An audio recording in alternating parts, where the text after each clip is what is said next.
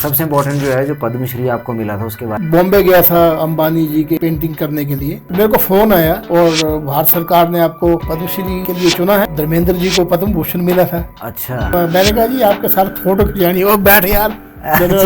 पिताजी मुझे बनारस ले गए, तो जब बनारस गया तो मैंने देखा कि बच्चा तो बड़ा छोटा है, और प्रण ये किया कि आपने खाने का भी पेंटिंग, जब तक मैं एक ड्राइंग नहीं बना लूंगा, स्केच नहीं बना लूंगा, तब तक मैं अन्न ग्रहण नहीं करूंगा। बाहर लंदन में, अमेरिका में, जर्मनी में लेक्चर देने का मौका मिला। अच्छा। आप चलेंगे गुलजार साहब के पास? मेरे को विश्वास ना हो कि उनकी 2 लाइनें ये थी कि शर्मिंदा होके लौटा मैं चंबा से। उन्होंने मेरी पेंटिंग एग्जीबिशन का उद्घाटन किया। कविता लिखी थी भरमौर पे उन्होंने, मेरे गद्दी मित्र विजय शर्मा के नाम है। अच्छा। मेरे को डेडिकेट की उन्होंने। तो सर आप ना आरटीआई एक्टिविस्ट भी हैं, कुछ शेयर करना चाहें? लोग चुप रहते हैं। चंबा का जो अखंड चंडी पैलेस है, चंबा में मेडिकल कॉलेज का निर्माण शुरू हुआ जब सुरोल में, मगर एक ऐसा प्रिंसिपल यहाँ आया, पुराने दरवाजे नक्काशीदार तोड़ दिए। दूसरी आरटीआई के म्यूजियम गया तो देखा 4 नंबर चौगान जो टीन के शेड वहाँ पे रातों रात बन गए। अब कोरोना काल के दौरान देखिए, हिमाचल सरकार की ओर से 5 करोड़ रुपए चंबा के लिए आए। उसमें चौंकाने वाली जो टेम्परेचर स्कैनर जो होता है वो 75 खरीदे गए दर से एक। क्या बात है जी।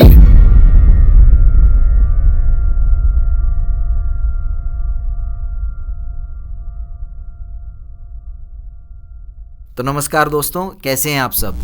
आज हमारे पॉडकास्ट पर हैं पद्मश्री डॉक्टर विजय शर्मा, चंबा के एचआरटीसी बस ड्राइवर के बेटे, जिन्होंने पेंटिंग को सिर्फ पसंद ही नहीं किया बल्कि उसको अपना जीवन का संकल्प बना लिया।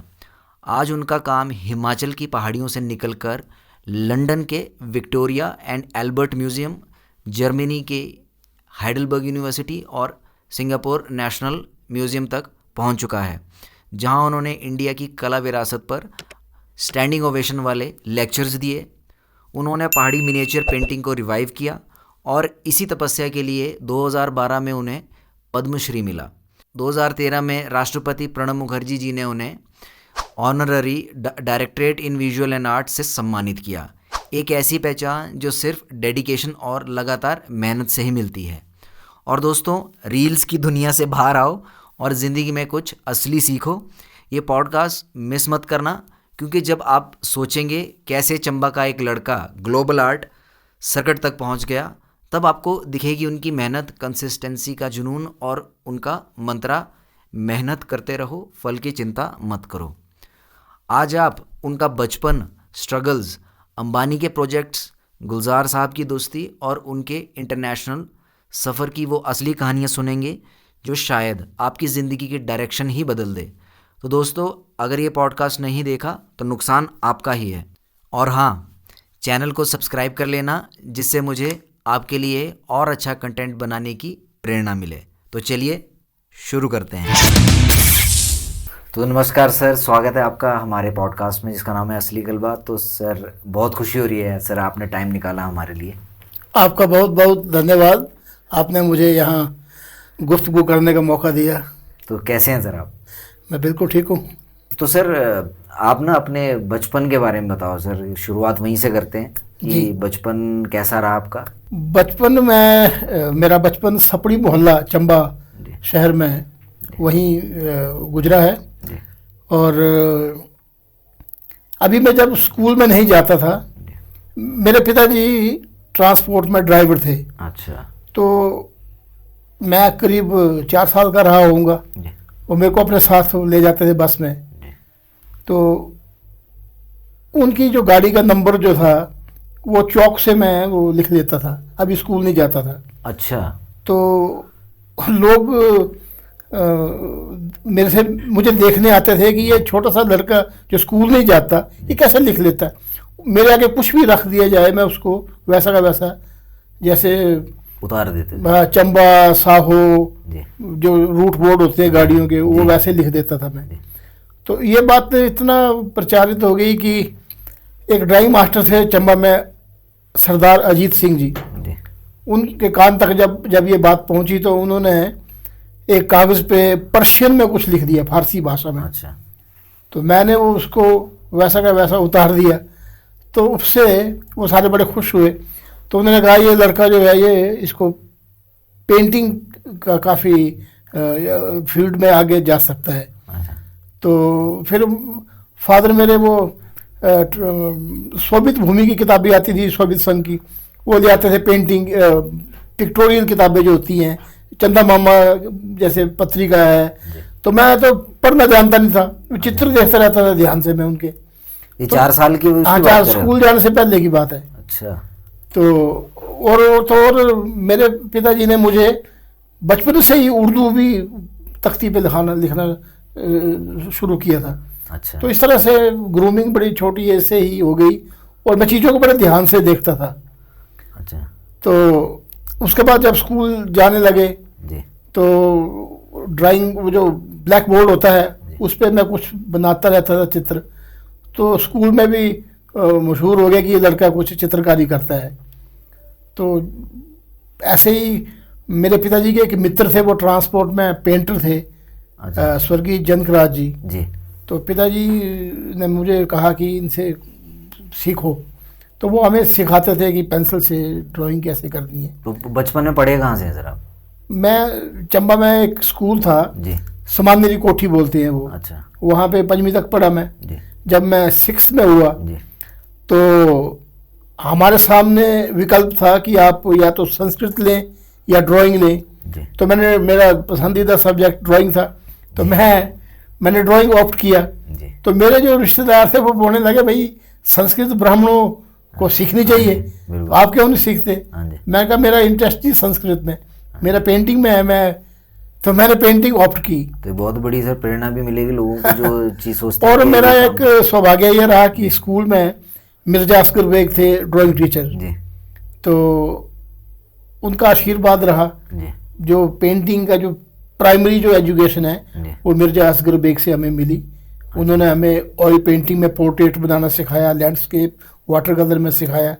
तो एक्चुअली शुरुआती जो मेरी शिक्षा थी कला की वो मिर्जा असगर बेग के मार्गदर्शन में हुई। तो वो कहाँ से थे सर? चंबा शहर में थे वो। अच्छा। अब तो उनकी डेथ हो चुकी है, मगर मैं 10वीं तक स्कूल में पढ़ा। जी। तो ड्राइंग मास्टर वही थे, तो उनके साथ ही रहा मैं। अच्छा। बल्कि स्कूल के अलावा भी जहाँ वो काम करने जाते थे पेंटिंग का, मुझे साथ में ले जाते थे। अच्छा। तो मैं उनका रेगुलर एक स्टूडेंट था। अच्छा। तो बच्चे की मेरे को अपने पुत्र की तरह उन्होंने चाहा और शिक्षा दी मुझे। और मैं 10वीं से आगे पढ़ नहीं पाया। अच्छा। क्योंकि पिताजी मेरे थोड़े अस्वस्थ रहते थे। अच्छा। तो उनको फिर ब्लड प्रेशर वगैरह की शिकायत थी, तो प्री मैच्योर रिटायरमेंट ले ली उन्होंने। अच्छा। अच्छा। तो उसके बाद फिर मेरे को ट्रांसपोर्ट में पेंटर का जॉब मिल गया जी। HRTC में। अच्छा। 2 साल मैंने नौकरी की 1980 से 82 तक। जी। फिर 82 में भाषा संस्कृति विभाग में एक कोई पद था आर्कियोलॉजिकल विंग में, कंजर्वेशन असिस्टेंट का। तो उसमें मैंने अप्लाई किया, तो उसमें मेरी भर्ती हो गई डेपुटेशन पे। और बाद में मैं उसी डिपार्टमेंट में रेगुलर हो गया। तो भाषा संस्कृति विभाग में 6 साल जब मैं कंजर्वेशन असिस्टेंट का काम करता था, मंदिरों के नक्शे बनाने, मरम्मत के केस बनाने, तो उस दौरान हमारे भाषा संस्कृति विभाग के डायरेक्टर थे श्रीनिवास जोशी जी। तो उन्होंने कहा कि भाई ये आर्टिस्ट के रूप में ज़्यादा अच्छी सेवाएं दे सकता है। अच्छा। तो उन्होंने मेरी डेजिग्नेशन चेंज कर दी, कंजर्वेशन असिस्टेंट से आर्टिस्ट बना दिया।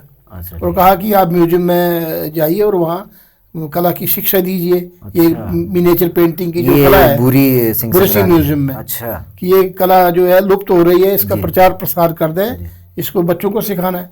तो फिर बुरी सिंह म्यूजियम मेरा कर्म भूमि बना और वहीं मैंने ज़्यादातर अपनी नौकरी की है। जी। और उस दौरान बहुत सारे स्टूडेंट्स को मैंने काम सिखाया। अच्छा। और इसी दौरान मुझे विदेशों में जाने का मौका मिला। बाहर लंदन में, अमेरिका में, जर्मनी में लेक्चर देने का मौका मिला। अच्छा। और बहुत सारी प्रदर्शनियों मैंने विदेशों में भाग लिया। जी सर। तो बुरी सिंह म्यूजियम मेरे लिए एक वरदान सिद्ध हुआ। मगर उससे पहले जब मैं अभी सर्विस में नहीं था, तो मैं बुरी सिंह म्यूजियम में बचपन से जाया करता था। वहाँ जो गैलरी में पेंटिंग्स लगी होती थी पुरानी, हाँ जी वो मुझे बहुत आकर्षित करती थी। जी। तो मैं देखता था और कई कई घंटे में पेंटिंग देखता रहता है पेंटिंग गैलरी में। तो मुझे बताया गया है कि ये जो पुरानी पेंटिंग्स हैं ये राजाओं के ज़माने में आर्टिस्ट होते थे, जी कोर्ट पेंटर्स, वो बनाते थे राजा के लिए। और उन कलाकारों के जो वंशज हैं अभी भी चंबा में हैं। अच्छा।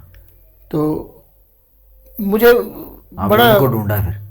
नहीं, मुझे बहुत एक चिंता ये हुई कि ये हमारी इतनी समृद्ध कला थी, ये खत्म कैसे हो गई। जी बिल्कुल। मैंने भी सर एक बार गया ना, मैं 2-3 बार गया हूँ मैं, तो उसको बहुत टाइम लग जाता देखने में, और इतनी चीज़ें हैं उसमें कि बंदा, हम तो सोच ही नहीं सकते कि ऐसी भी चीज़ें हमें यहाँ पे हो। तो मतलब क्या बोलूँ मैं सर अब कि हर एक बंदे को पता होना चाहिए, जो हमारे लोकल है ना उनको। खैर मैं तो कला में मेरी रुचि थी जी, तो मैं कोशिश भी करता था बनाने की। जी तो मेरे पिताजी को क्यूरेटर ने बताया कि वो बनारस में एक मुगल शैली के बुजुर्ग कलाकार हैं उस्ताद शारदा प्रसाद। जी तो मेरे पिताजी ने उनको लेटर लिखा जी और उन्होंने कहा कि बच्चे को लेके आ जाइए। तो मेरी 15-16 साल की उम्र थी, जी। मेरे पिताजी मुझे बनारस ले गए। अच्छा तो जब बनारस गया तो उन्होंने देखा कि बच्चा तो बड़ा छोटा है। अच्छा। तो उन्होंने कहा कि ये जब बड़ा हो जाएगा तब इसको हमारे पास छोड़ देना, अभी वो बहुत छोटा है, ये बनारस में अकेला नहीं रह पाएगा। अच्छा। मगर मैं वहाँ हफ्ता भर रहा तो उन्होंने मुझे जो बेसिक जो पेंटिंग के जो टेक्निक की बातें हैं वो बताई कि रंग क्या होते हैं, कैसे इस्तेमाल। मगर उन्होंने मुझे एक जो गुरु मंत्र दिया जी कि उन्होंने कहा कि जो मिनिएचर पेंटिंग है ये रेखा प्रधान काम है, जी। लाइन का बड़ा महत्व है इसमें। अच्छा। आप ड्राइंग बनाते हैं पहले पेंटिंग की, जी उसके बाद आप रंग भरते हैं, रंग भरने के बाद फिर से लाइन के द्वारा उसकी फिनिशिंग करते हैं पेंटिंग की। जी। तो उन्होंने मुझे कहा कि ड्राइंग का रोज अभ्यास करना है। अच्छा। तो ये जो गुरु मंत्र है इसको मैंने मन में बांध लिया जी। और प्रण किया कि मैं रोज एक ड्राइंग बनाऊंगा। और प्रण ये किया कि आपने खाने का भी हाँ, कि पेंटिंग जब तक मैं एक ड्राइंग नहीं बना लूंगा, हाँ जी, तो मैं स्केच नहीं बना लूंगा, तब तक मैं अन्न ग्रहण नहीं करूंगा। तो मैं रोज सवेरे उठ के पहला काम मेरा यह था कि स्केच बनाता था, फिर मैं ब्रेकफास्ट वगैरह करता था। मतलब एक तरह की वो साधना ही होगी आपकी। कई बार मैं सफर में होता था जी। तो अब सफर में तो रंग ब्रश लेके पॉसिबल नहीं हाँ जी, है, हाँ जी। तो मैं हमेशा डायरी रखता था अपनी। तो उस डायरी में मैं एक छोटा सा गणपति का चित्र पेन से ही बना देता था। इस प्रकार से मैंने अपना जो प्रण था उसको पूरा किया। और कितने टाइम तक रखा सर? मेरे ख्याल से कोई 10-15 साल तो रखा होगा मैंने। क्या बात कर रहे हो? रोज स्केच बनाना 10-15 साल तो तक? वो जो मेरा जो स्केच बनाने का जो अनुभव था ना जी। वही मेरी ताकत बनी बाद में, क्योंकि मेरी कलम में फिर वो निखार आता गया प्रैक्टिस से। तो एक तरह का डिसिप्लिन भी बहुत जरूरी था। और रंगों के बारे में उन्होंने बताया कि ये रंग जो है वो तो धीरे धीरे आप सीख जाएंगे, मगर ये ब्रश पे कंट्रोल करना सीखो। तो वो मैंने उनका गुरु मंत्र ये माना। मगर फिर अगले साल 2 साल के बाद उनकी डेथ हो गई। उनको पहले वो एक साइड का पैरालाइज हो गया उनको। तो उसके बाद फिर खबर आई कि उनकी डेथ हो गई है। तो उसके बाद फिर मैं बनारस के बाद फिर मैं जयपुर गया। जयपुर में मेरी मुलाकात हुई घनश्याम निम्बार्क जी से। वो आर्टिस्ट थे वहाँ के, बहुत अच्छे कलाकार हैं, अभी भी काम कर रहे हैं वो। उनसे मैं मिला और उन्होंने भी उदारता से मेरे को पेंटिंग का सिखाया, जो टेक्निक जो है। तो जयपुर का लिंक कैसे बन गया? जयपुर में मैंने राजस्थान ललित कला अकादमी को पत्र लिखा। अच्छा। कि जयपुर के कितने साल की उम्र में सर? 15 साल? नहीं, मेरी उम्र उस वक्त करीब 20 साल की थी। अच्छा, ठीक है। तो मैंने लिखा कि जो जयपुर के जो घरानेदार कलाकार हैं उनको मेरे को नाम दिए जाएं। तो उन्होंने जो 4-5 नाम दिए, जिसमें पद्मश्री कृपाल सिंह शेखावत जी और पद्मश्री राम गोपाल विजयवर्गीय जी, ऐसे दिग्गज कलाकार। और वेदपाल शर्मा, बन्नू जी बोलते थे उनको, वो भी जो जयपुर के राजघराने के कलाकार उसी परिवार से आते थे। तो इन सभी लोगों ने मुझे उदारता से जो भी मेरी जिज्ञासाएं थी रंगों के बारे में, स्कूल्स के बारे में कि किस शैली में किस तरह का काम होता है। तो वो सर फ्री में पढ़ाते थे? मैं तो सर्विस में था। अच्छा। 5-5 10-10 दिन के लिए जाता था जी। अपना काम दिखाता था और जो मेरे को दिक्कत आती थी वो डिस्कस करता था जी। और वो हमें गाइड करते थे और बिल्कुल कोई चीज़ छुपाई नहीं। जो रंग बनाने के जो सीक्रेट थे वो सारे सब कुछ आपको मुझे बताए। तो मैं ईमानदारी मैं इस लिहाज से काफ़ी अपने आप को भाग्यशाली मानता हूँ कि मेरे को अच्छे अच्छे गुरुओं के पास मिलने का और उनसे गुरु मंत्र या जो रहस्य सीखने का मौका मिला। और घनश्याम निम्बार्क जी के साथ तो मैं बड़े लंबे अरसे तक रहा, अभी भी मैं उनके साथ जुड़ा हुआ हूँ। और इस दौरान और भी बहुत सारे कलाकार जयपुर के मिले। उस टाइम यंग थे वो भी, है ना? हाँ जी, हाँ निम्बार्क जी। जी नहीं, अभी मेरे ख्याल से 72 की एज होगी उनकी।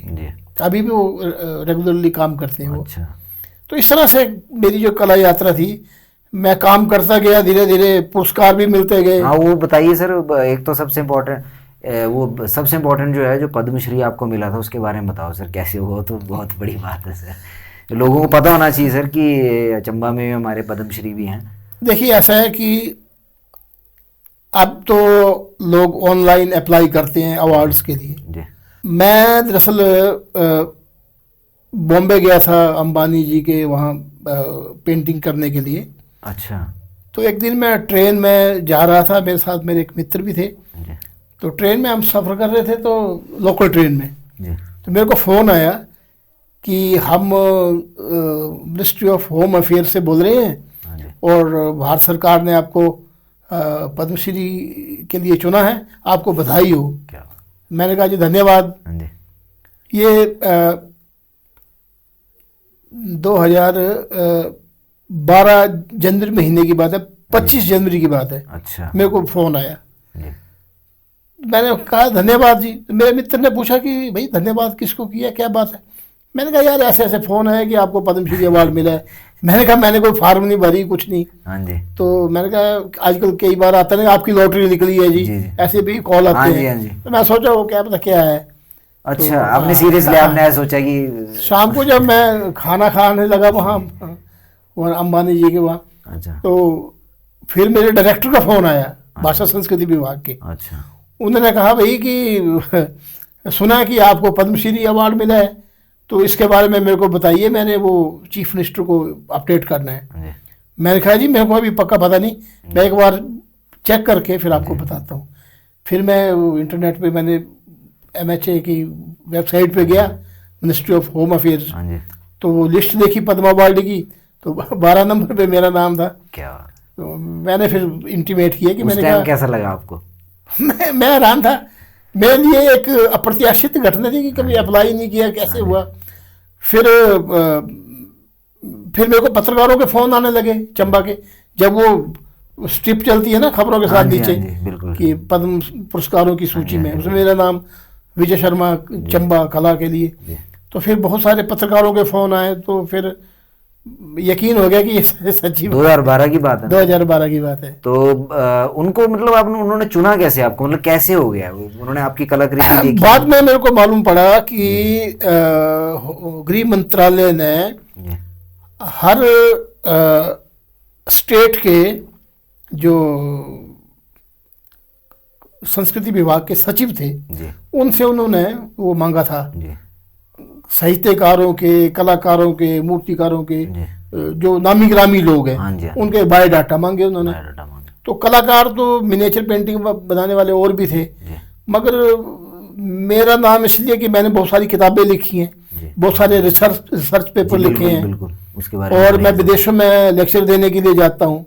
बनारस हिंदू यूनिवर्सिटी में विजिटिंग प्रोफेसर मेरे को बनाया हुआ है। बहुत बढ़िया सर। तो मैं फिर वो जो मेरा बायोडाटा शायद बाकियों से ज़्यादा लंबा था जी। तो उसमें अब देखिए ना कि जो पहाड़ी पेंटिंग में जो पुराने जो कलाकार थे वो कौन थे, कहाँ से थे, उनके परिवारों के बारे में ज़्यादा मिलता नहीं। तो संस्कृति मंत्रालय से मेरे को एक फेलोशिप मिली थी कि आप ये जो आर्टिस्ट थे उनके परिवारों के बारे में खोज कीजिए। तो मैं हरिद्वार में, कुरुक्षेत्र में, पिहोबा में, जहाँ जहाँ तीर्थ स्थान है जी वहाँ से मैंने उनके नाम वगैरह इकट्ठे किए, जी उनके वंशावलियाँ बनाई, जी वो कौन कलाकार किस राजा के पास काम करता था, जी ये सारी बातें मैंने बाद में रिसर्च पेपर मेरे छपे। जी मेरी करीब 1 दर्जन किताबें छपी हुई हैं। और इस तरह से शायद ज़्यादा मेरा जो योगदान था इस कला के लिए, उसको मद्देनज़र रखते हुए सरकार ने मेरे नाम पे मोहर लगाई और अंततः मैं अवार्ड लेने गया। जी और ये संयोग ही था कि जब मैं पद्मश्री का अवार्ड लेने गया, हमें 5 स्टार होटल है वहाँ, अशोका होटल दिल्ली में, जी मैं वहाँ रहा। जी और उसमें और जो लोग थे जिन्हें, जैसे अनूप जलोटा जी को अवार्ड मिला पद्मश्री अच्छा उसी साल। जी जी फिर ये ध्रुपद गाने वाले वो गुंदेचा बंधु हैं जी भोपाल से, उनको मिला। जी और सितार के जो कलाकार हैं शाहिद परवेज जी, जी उनको भी मिला। और धर्मेंद्र जी को पद्म भूषण मिला था। अच्छा तो 5 सबसे दिन मिलना हुआ हाँ, आपका? 5 दिन मैं उस होटल में रहा। तो मेरे जिस फ्लोर में मैं था उससे निचले फ्लोर में धर्मेंद्र जी थे।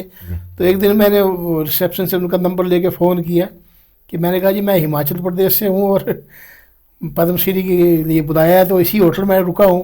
जी तो मैंने कहा एक मेरी किताब है कांगड़ा पेंटिंग पे, आपको मैं वो भेंट करना चाहता जी हूँ। तो उन्होंने, मैंने कहा जी मेरे को समय दीजिए, हाँ जी, कब आऊँ? जी तो उन्होंने कहा मैं तो फ्री हूँ, हाँ जी, आ जाइए। हाँ जी मैं फिर, मेरी वाइफ मेरे साथ थी, जी हम गए वहाँ, किताब वगैरह दी, अच्छा। फ़ोटो वगैरह खिंचाई उनके साथ। अभी बहुत तो दुख उन्होंने लगी। बताया कि मैं डलहौजी के पास जगह है वो बाथरी में, जी वो एक महल हो सपनों का, उसकी शूटिंग के लिए मैं वहाँ गया। बाथरी में? बाथरी में ये देवीदारा में कहाँ, हाँ जी, होगा इसी शायद। सरकारी रेस्ट हाउस भी है जी, वहाँ जी, पे। जी मैं क्या बाथरी की बात हाँ जी हाँ जी बात है, एक महल हो सपनों का फिल्म। जी तो उन्होंने उसका जिक्र किया कि मैं चंबा में गया, शहर में नहीं गया, अच्छा मगर वहाँ गया था मैं। अच्छा। तो तो मतलब आपको क्या जवाब मिले, तो मतलब आपकी तो खुशी का ठिकाना है। और मैं विश्वास नहीं कर रहा। विश्वास नहीं कर पा रहे होंगे आप। और कैसे अरे इंसान? सिंपल आदमी। हाँ जी मैंने कहा जी आपके साथ फोटो खिंचानी हो, बैठ यार। बैठ यार। बिल्कुल अच्छा। मतलब बहुत पंजाबी friendly में। है। जी, बिल्कुल। और उनके कमरे में जो भी लोग वो खड़े थे ना, जी। जिन्हें हम फिल्मों में देखते हैं ना, जी। वही सारे लोग खड़े वहाँ। कोई विलेन का रोल, कोई अच्छा। गुंडे गंडे बनते हैं ना, हाँ वही जी, हाँ जी, हाँ जी। लड़ाई झगड़े, वो सारे वहाँ शायद पंजाबी लोग थे वो। हाँ जी। वहाँ खड़े थे वहाँ पे। अच्छा मतलब बहुत बढ़िया। हाँ, अच्छा। तो मैंने उनको बोला जी मैं बॉम्बे आता रहता हूँ, जी तो गुलजार साहब से मैं मिलता रहता हूँ जब भी जाता हूँ। जी और अंबानी जी के वहाँ, टीना अंबानी जी के मैं हाँ जी। काम करता हूँ हाँ जी, कई हाँ बार। हाँ जी तो मैंने कहा मैं आपसे मिलने आऊँगा हाँ जी, बॉम्बे हाँ जी, में। हाँ जी तो मैं आऊँ तो फिर मेरे को मौका आप मिलने का दें। जी उन्होंने बोला कि पुत्र तेनू अपॉइंटमेंट लेने की जरूरत नहीं हैगी, अच्छा। तेरा जदों जी आए आ जाना थे। अच्छा क्या बात है, कितने बहुत दिलेर बढ़िया, है, बहुत बड़ा बढ़िया। सिंपल आदमी, हाँ जी, बिल्कुल। काइंड हार्टेड, सिंपल और भावुक, जज्बाती आदमी। जज्बाती आदमी, बिल्कुल बहुत अच्छे इंसान थे। ऐसा ही गुलजार साहब के साथ भी एक इत्तेफाक हुआ कि मैं शिमला गया था, वहाँ Indian institute of advance study है, जी वहाँ पे एक सेमिनार था। जी सेमिनार में बहुत सारे लेखक कवि वगैरह आए थे। जी उन दिनों गुलजार साहब को वो अवार्ड मिला था, ये जी वो फिल्म थी स्लम डॉग मिलेनियर, उसके हाँ जी, गाने हाँ जी। लिखने के लिए ऑस्कर अवार्ड मिला था। जी तो उनको भी बुलाया था उस सेमिनार में। जी तो चंबा से मेरे को बुलाया, हाँ जी तो हम चले गए वहाँ पे। तो शाम का टाइम था, वहाँ के जो पब्लिक रिलेशन ऑफिसर थे वो मेरे पास आए। जी उन्होंने कहा विजय जी आप चंबा से हैं? मैंने कहा हाँ जी। उन्होंने कहा कि वो गुलजार साहब ने चंबा पे कोई लिखा है, पोइट्री लिखी है, जी तो उसमें चंबा के कुछ शब्द हैं, वो जरा क्लैरिफाई करना चाहते हैं कि वो भाई उसका अच्छा। शुद्ध उच्चारण क्या है, क्या ये है ऐसा। उसका? तो आप चलेंगे गुलजार साहब के पास? मेरे को विश्वास ना हो कि गुलजार साहब। हाँ जी और मैं गया, जी और जितना विराट उनका व्यक्तित्व है ना, जी। उतने ही सिंपल आदमी। हाँ जी अच्छा और उनका तो आवाज़ इतनी आकर्षक, जी बिल्कुल सर। सम्मोहिक, हम तो बिल्कुल बचपन से सुनते आ रहे हैं। और बड़ा सफ़ेद कपड़े में ही रहते हैं हमेशा वो। मैं कमरे में बैठ गया, तो उन्होंने मेरे को वो अपनी नज़म सुनाई। अच्छा नज्म वो भरमौर के बारे में थी कि मैं गद्दी के घर में एक मेहमान था। जी। मैं कभी कविता नहीं सुना रहा हूँ, उसका जिस्ट सुना रहा हूँ अच्छा, आपको जिस्ट। कि गद्दी के घर में मेहमान था, उसने मेरी बड़ी आदर खातर की। वो गुच्छी वाले चोल जो चावल खिलाए, हाँ जी। गुच्छी महंगी चीज़ होती है। हाँ जी। तो और उनको इतना डीपली कैसे पता था? वो भरमौर होके आए थे, अच्छा। सेमिनार से पहले अच्छा, वो अच्छा। भरमौर होके आए थे। जी जी जी। कि मैं अब गद्दी के घर में रहा, उसकी जो बेटी थी जी वो झूले में झुला रही थी, जी। तो उस गद्दी की पत्नी ने बोला जी इसका बेटी का नाम मैंने ऐश्वर्या रखा है अच्छा और ये गाती भी है। अच्छा। तो गुलजार साहब ने उसको पूछा बच्ची को कि बेटा गाना सुनाओ। सब बच्ची गाना गाए, कजरारे, जो गुलजार साहब ने लिखा है। लिखा हुआ है। तो उन्होंने अपनी वो पोइट्री में लास्ट की दो लाइनें ये लिखी थी कि लड़की ने जब गाया ना वो कजरारे, हाँ जी। तो उनकी दो लाइनें ये थी कि शर्मिंदा होके लौटा मैं चंबा से, कितना गंदा किया है मैंने रावी नदी का पानी। वो कैसे? भाई मेरे गाने जनजाति के क्षेत्र में पहुंच गए, वहाँ के लोग गा रहे हैं, अपना सब कुछ भूल गए वो, अच्छा। और बम्बई संस्कृति को अपना रहे हैं। अच्छा। तो वो इतने बोले, यार डीप इंसान है वो। हाँ, मेरे को बड़ा बुरा लगा कि मैंने शर्मिंदा होकर लौटा मैं चंबा से, कितना गंदा किया है मैंने रावी नदी का पानी।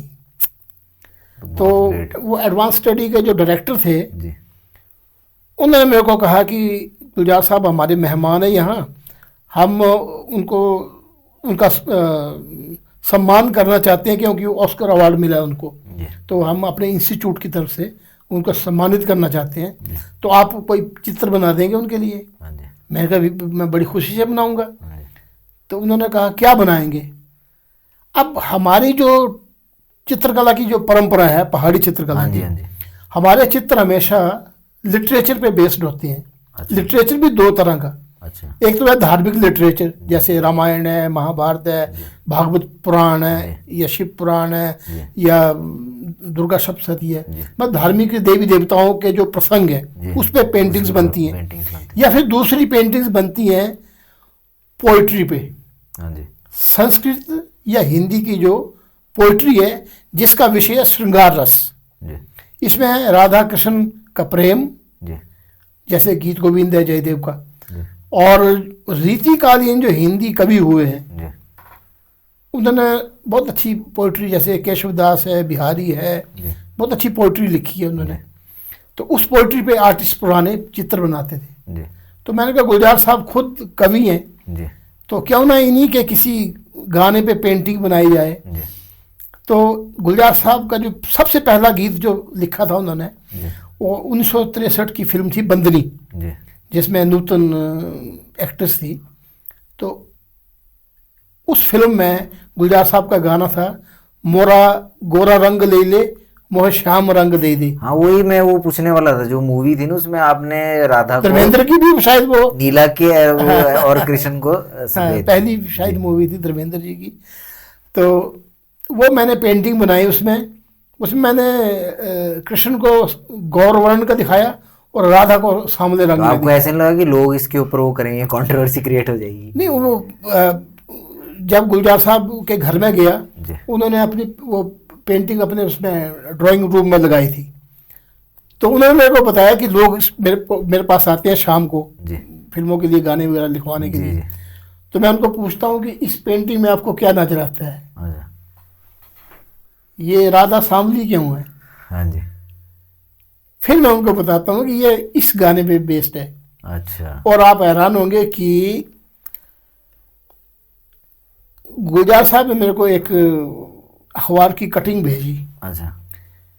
एक अखबार छपती है द हिंदू अंग्रेजी में, देखिए उसमें गुलजार साहब का एक इंटरव्यू था कि उनने गुलजार साहब से एक प्रश्न पूछा पत्रकार ने कि गुलजार साहब आपको फिल्मों में 50 साल हो गए गाने लिखते हुए, कोई प्रसंग जो आपको बड़ा याद है, याद है। ऐसा कोई प्रसंग सुनाइए 50 सालों का, क्या है? तो उसमें उन्होंने जवाब दिया कि मैं गीतकार हूँ, फिल्मों में गीत लिखता हूँ, और उन्होंने कहा कि मेरा मानना है कि मैं गीत लिखता हूँ, संगीतकार उस पर धुन बनाते हैं, और एक्टर जो है वो पर्दे पे अभिनय करते अभिनय हैं। करते हैं। अभी तक तो मैं ये समझता था, जी। मगर अभी पीछे मैं शिमला गया, वहाँ एक सेमिनार में हिमाचल के आर्टिस्ट विजय शर्मा ने मेरे गाने पे पेंटिंग बनाई। ये मेरे लिए एक नया अनुभव है। क्या बात है सर। वो मैंने वो कटिंग संभाल के रखी है। जी। तो वो उनका जो ये रिएक्शन था, वो आपके लिए तो सर बहुत। उसके बाद मैं और भी 2-3 बार गया उनके घर में, अच्छा। और एक पेंटिंग मैंने उनको और बनाई उनके गाने पे, वो लेकिन फिल्म का गाना था। मतलब आपका उनके साथ काफी अच्छा हो। जूठे नैना बोले सांची बतियां। अच्छा। तो जब भी उनका जन्मदिन होता है 18 अगस्त को, मैं उनको फ़ोन करता हूँ, अच्छा। और कभी कभी उनका फ़ोन आ जाता है अच्छा। मेरे को। तो बहुत तो अच्छा। वो बहुत प्रेरणादायक व्यक्तित्व है वो उनका। यहाँ बिल्कुल सिंपल से हैं। बिल्कुल सिंपल जो आदमी उनके है। गानों में- और मेरी एक बार बॉम्बे में एग्जीबिशन हुई, जी। प्रिंस ऑफ वेल्स म्यूजियम, अब तो उसका नाम है छत्रपति शिवाजी महाराज संग्रहालय। जी। बहुत बड़ा संग्रहालय है वो, मुंबई में। अंग्रेजों के ज़माने का, बॉम्बे में। तो उसका उद्घाटन करने के लिए उनको आमंत्रित किया, गुलजार साहब को। वो आए, अच्छा। उन्होंने मेरी पेंटिंग के एग्जीबिशन का उद्घाटन किया। अच्छा। बहुत बड़ी बात है। वो हमारे लिए तो बहुत बड़ी बात है कि इतने बड़े आदमी, जी। और सब अपना कीमती समय निकाल के जी। मेरी एग्जीबिशन को उद्घाटन के लिए वो आए। तो ये तो सर हमारे लोकल लोगों को पता होना चाहिए विजय शर्मा जी के बारे में कि मतलब कैसे हैं और क्या बाद में वो जो बहुत जरूरी है। वो जो कविता लिखी थी भ्रमोर पे उन्होंने, वो छपी, जी। और उसमें उन्होंने लिखा है कि ये नज्म मेरे गद्दी मित्र विजय शर्मा के नाम है। अच्छा। मेरे को डेडिकेट की उन्होंने। क्या बात है। कई पेंटिंग, अपनी किताबें उन्होंने मेरे को भेंट की, जी। ऑटोग्राफ उर्दू में उन्होंने लिखा भी। जी। जी। और मेरे को लिखते हैं, वो चंबा का गाना नहीं है वो कूंजू चंचलो वाला, हाँ जी। हाँ जी। तो मेरे को लिखते हैं माय डियर कूंजू विजय शर्मा। अच्छा। एक किताब में लिखा उन्होंने, I write lines he draws beautiful images. क्या बात है सर। तो ये मेरे लिए बड़ा एक बहुत बढ़िया सर। उपहार है उनका कि उन्होंने अपना आशीर्वाद मुझको दिया। मगर मैं ये बोलना सुन चाहता के हूँ मेरे रोंगटे खड़े हो रहे हैं सर। हाँ, कि हमारे पहाड़ों में जी। आज से 300-350 साल पहले जी। उस वक्त का कैसा परिवेश रहता होगा। हाँ जी। ना रेडियो, ना टेलीविजन, ना अखबार, कुछ भी नहीं। जी। और छोटे छोटे राज्य थे, चंबा, नूरपुर, कांगड़ा, गुलेर, मंडी, हाँ। रियासती काल में। जी। राजाओं के एंटरटेनमेंट के लिए साधन बड़े सीमित थे। जी। तो ये जो चित्रकला की जो आर्ट ऑफ पेंटिंग जो था, जी। मुगल दरबार में इसका बड़ा प्रचार था पेंटिंग का। जी। तो हमारे जो राजा थे वो साल में एक बार वो मुगलों को ट्रिब्यूट देने जाते थे। जी। तो मुगल दरबार की जो गतिविधियां हैं, वहाँ कैसे ड्रेस पहनते हैं, जी। क्या क्या उनके संस्कृति है मुगल दरबार की, जी। उसको फिर वो अपने राज्य में भी करते थे। जी। तो उन्होंने फिर कलाकारों को बुलाया हाँ जी। अपने दरबार में। हाँ जी। जैसे मैं चंबा की बात करता हूँ, जी। तो चंबा के राजा पृथ्वी सिंह एकमात्र चंबा के शासक थे जी। जो मुगल सम्राट शाहजहां के दरबार में 9 बार गए थे। अच्छा। और उन्हीं के समय में जी। चित्रकार चंबा में आए थे, जी। और वो चंबा दरबार के लिए काम करने लगे। उन्होंने चामुंडा देवी मंदिर में वुड कार्विंग का भी काम किया, जी।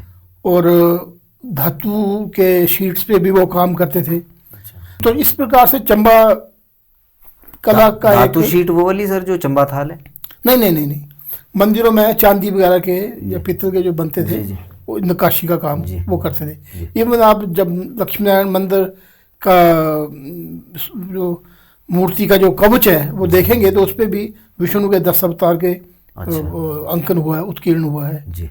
तो इस प्रकार से चित्रकला एक ऐसी विधा थी जो शासकों की मनोवृत्ति के अनुसार आर्टिस्ट काम करते थे। जी।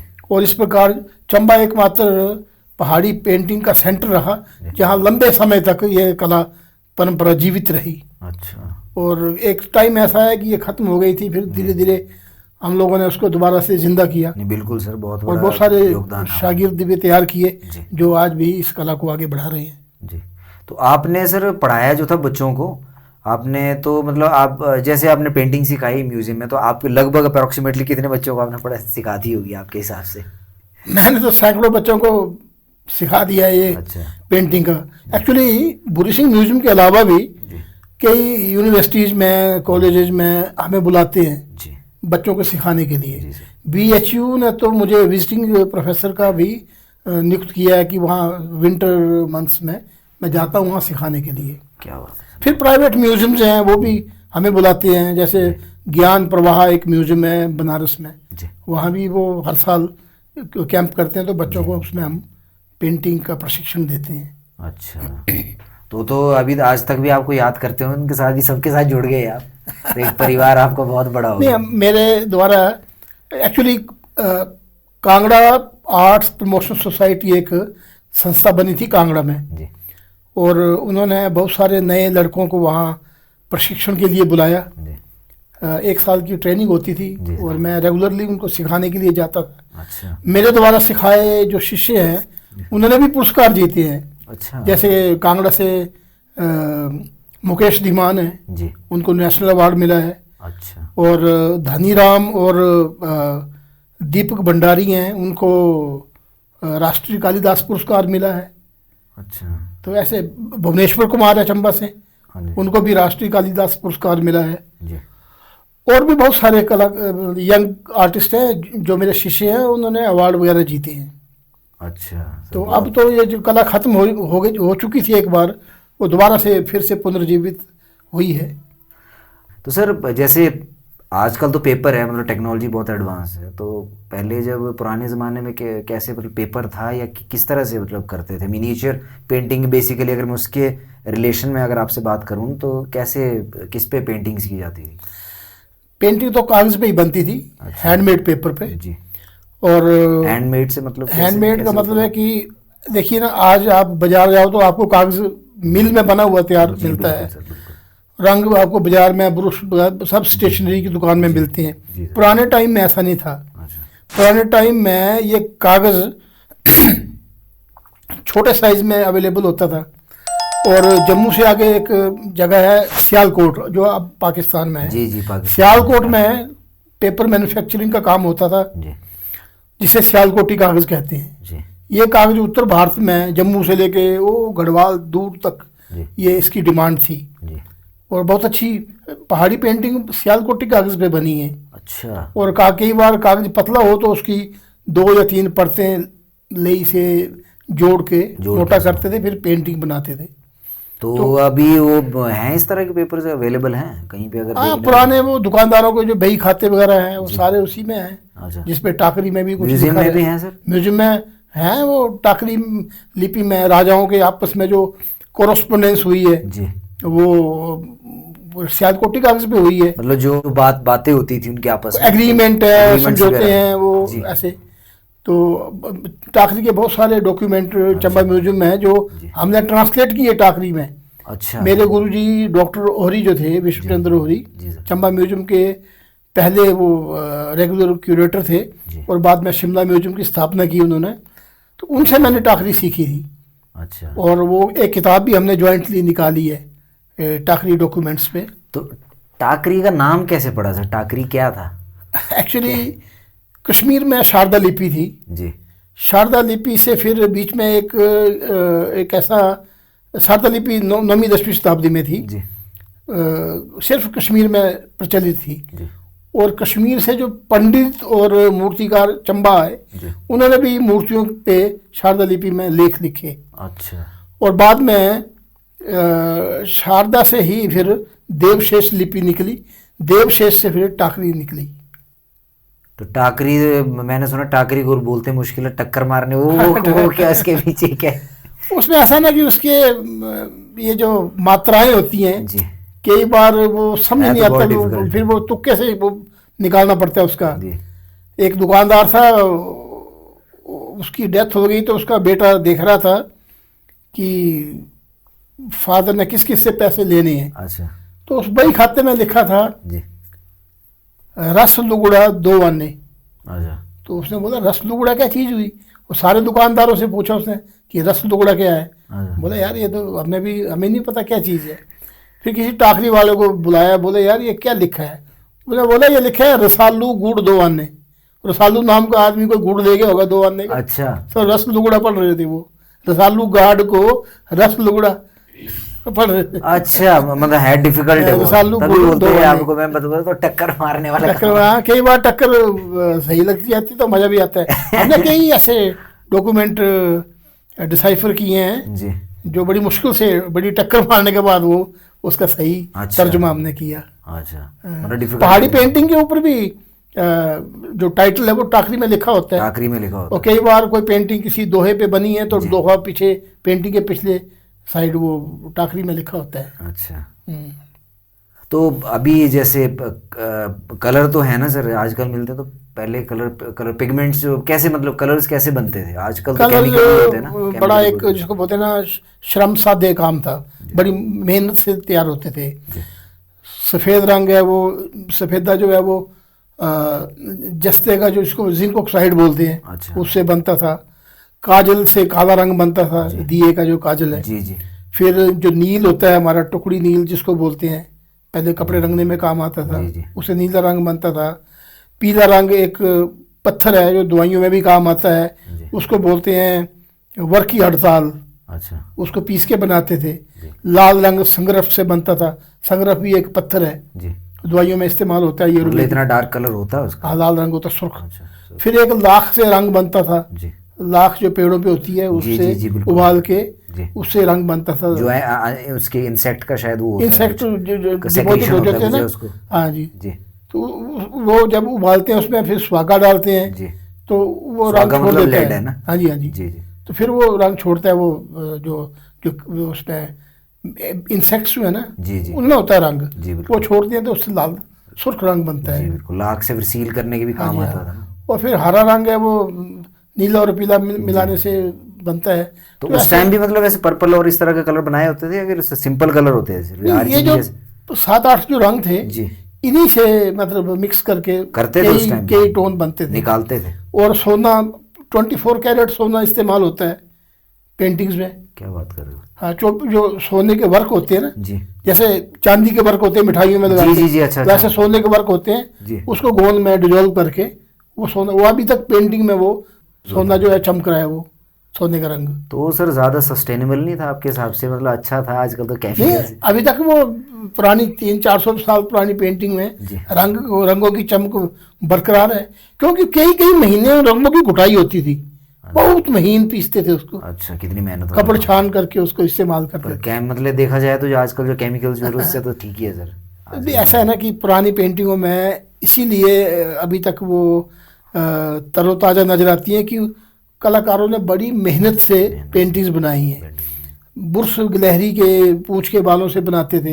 ये भी मेरा सवाल था कि उस टाइम है ना गिलहरी की उससे होता था। हाँ जी, मगर आर्टिस्टों ने इसको पेंटिंगों का व्यवसायीकरण नहीं किया, जी, वो एक भक्ति भावना से काम करते थे। अगर वो शिव जी की या देवी की या विष्णु के अवतार बना रहे हैं जी, तो बड़ी श्रद्धा से वो बनाते थे, मतलब इसको एक पूजा की तरह ट्रीट करते। मतलब वैसे ना मैंने पेंटिंग्स भी देखी ना, म्यूजियम में भी देखी ना काफ़ी सारी पेंटिंग, तो मतलब एक ऐसा लगता है ना भाव से जुड़ जाता है उसको देखना ना, उसको डिटेल में कितनी मेहनत की, और मतलब इंसान वो फील कर लेता है, जो समझ जाता है कि ये किस भाव से बनाई गई है। और मगर आप उसको देखेंगे कि अगर देवी का चित्र बनाया है आर्टिस्ट ने जी, तो उसमें दिव्यता नजर आएगी देवी की। अच्छा, अगर कोई दरबार में नर्तकी नाच रही है हाँ जी, तो नर्तकी पे फिर वो नर्तकी का भाव आएगा, उसमें देवपन नहीं आएगा, हाँ जी, हाँ जी, देवत्व नहीं आएगा जी।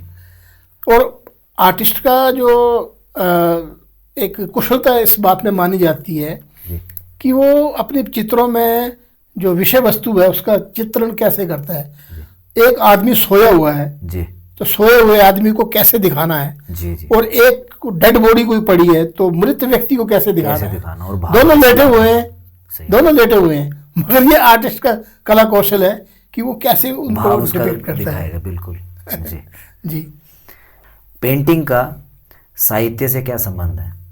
साहित्य का अटूट संबंध है। हमारी सारी पेंटिंग जो है मतलब इसको कैसे डिफाइन वो साहित्य पे जी, भी बनी है। जैसे वो 2 प्रकार का साहित्य, एक है धार्मिक साहित्य, जी, जैसे हमारी पौराणिक कथाएं हैं, जी, पुराणों में जो वर्णित हैं, या रामायण है, भागवत पुराण है, महाभारत के प्रसंग है, ये तो सारे धार्मिक ग्रंथों से लिया गया है।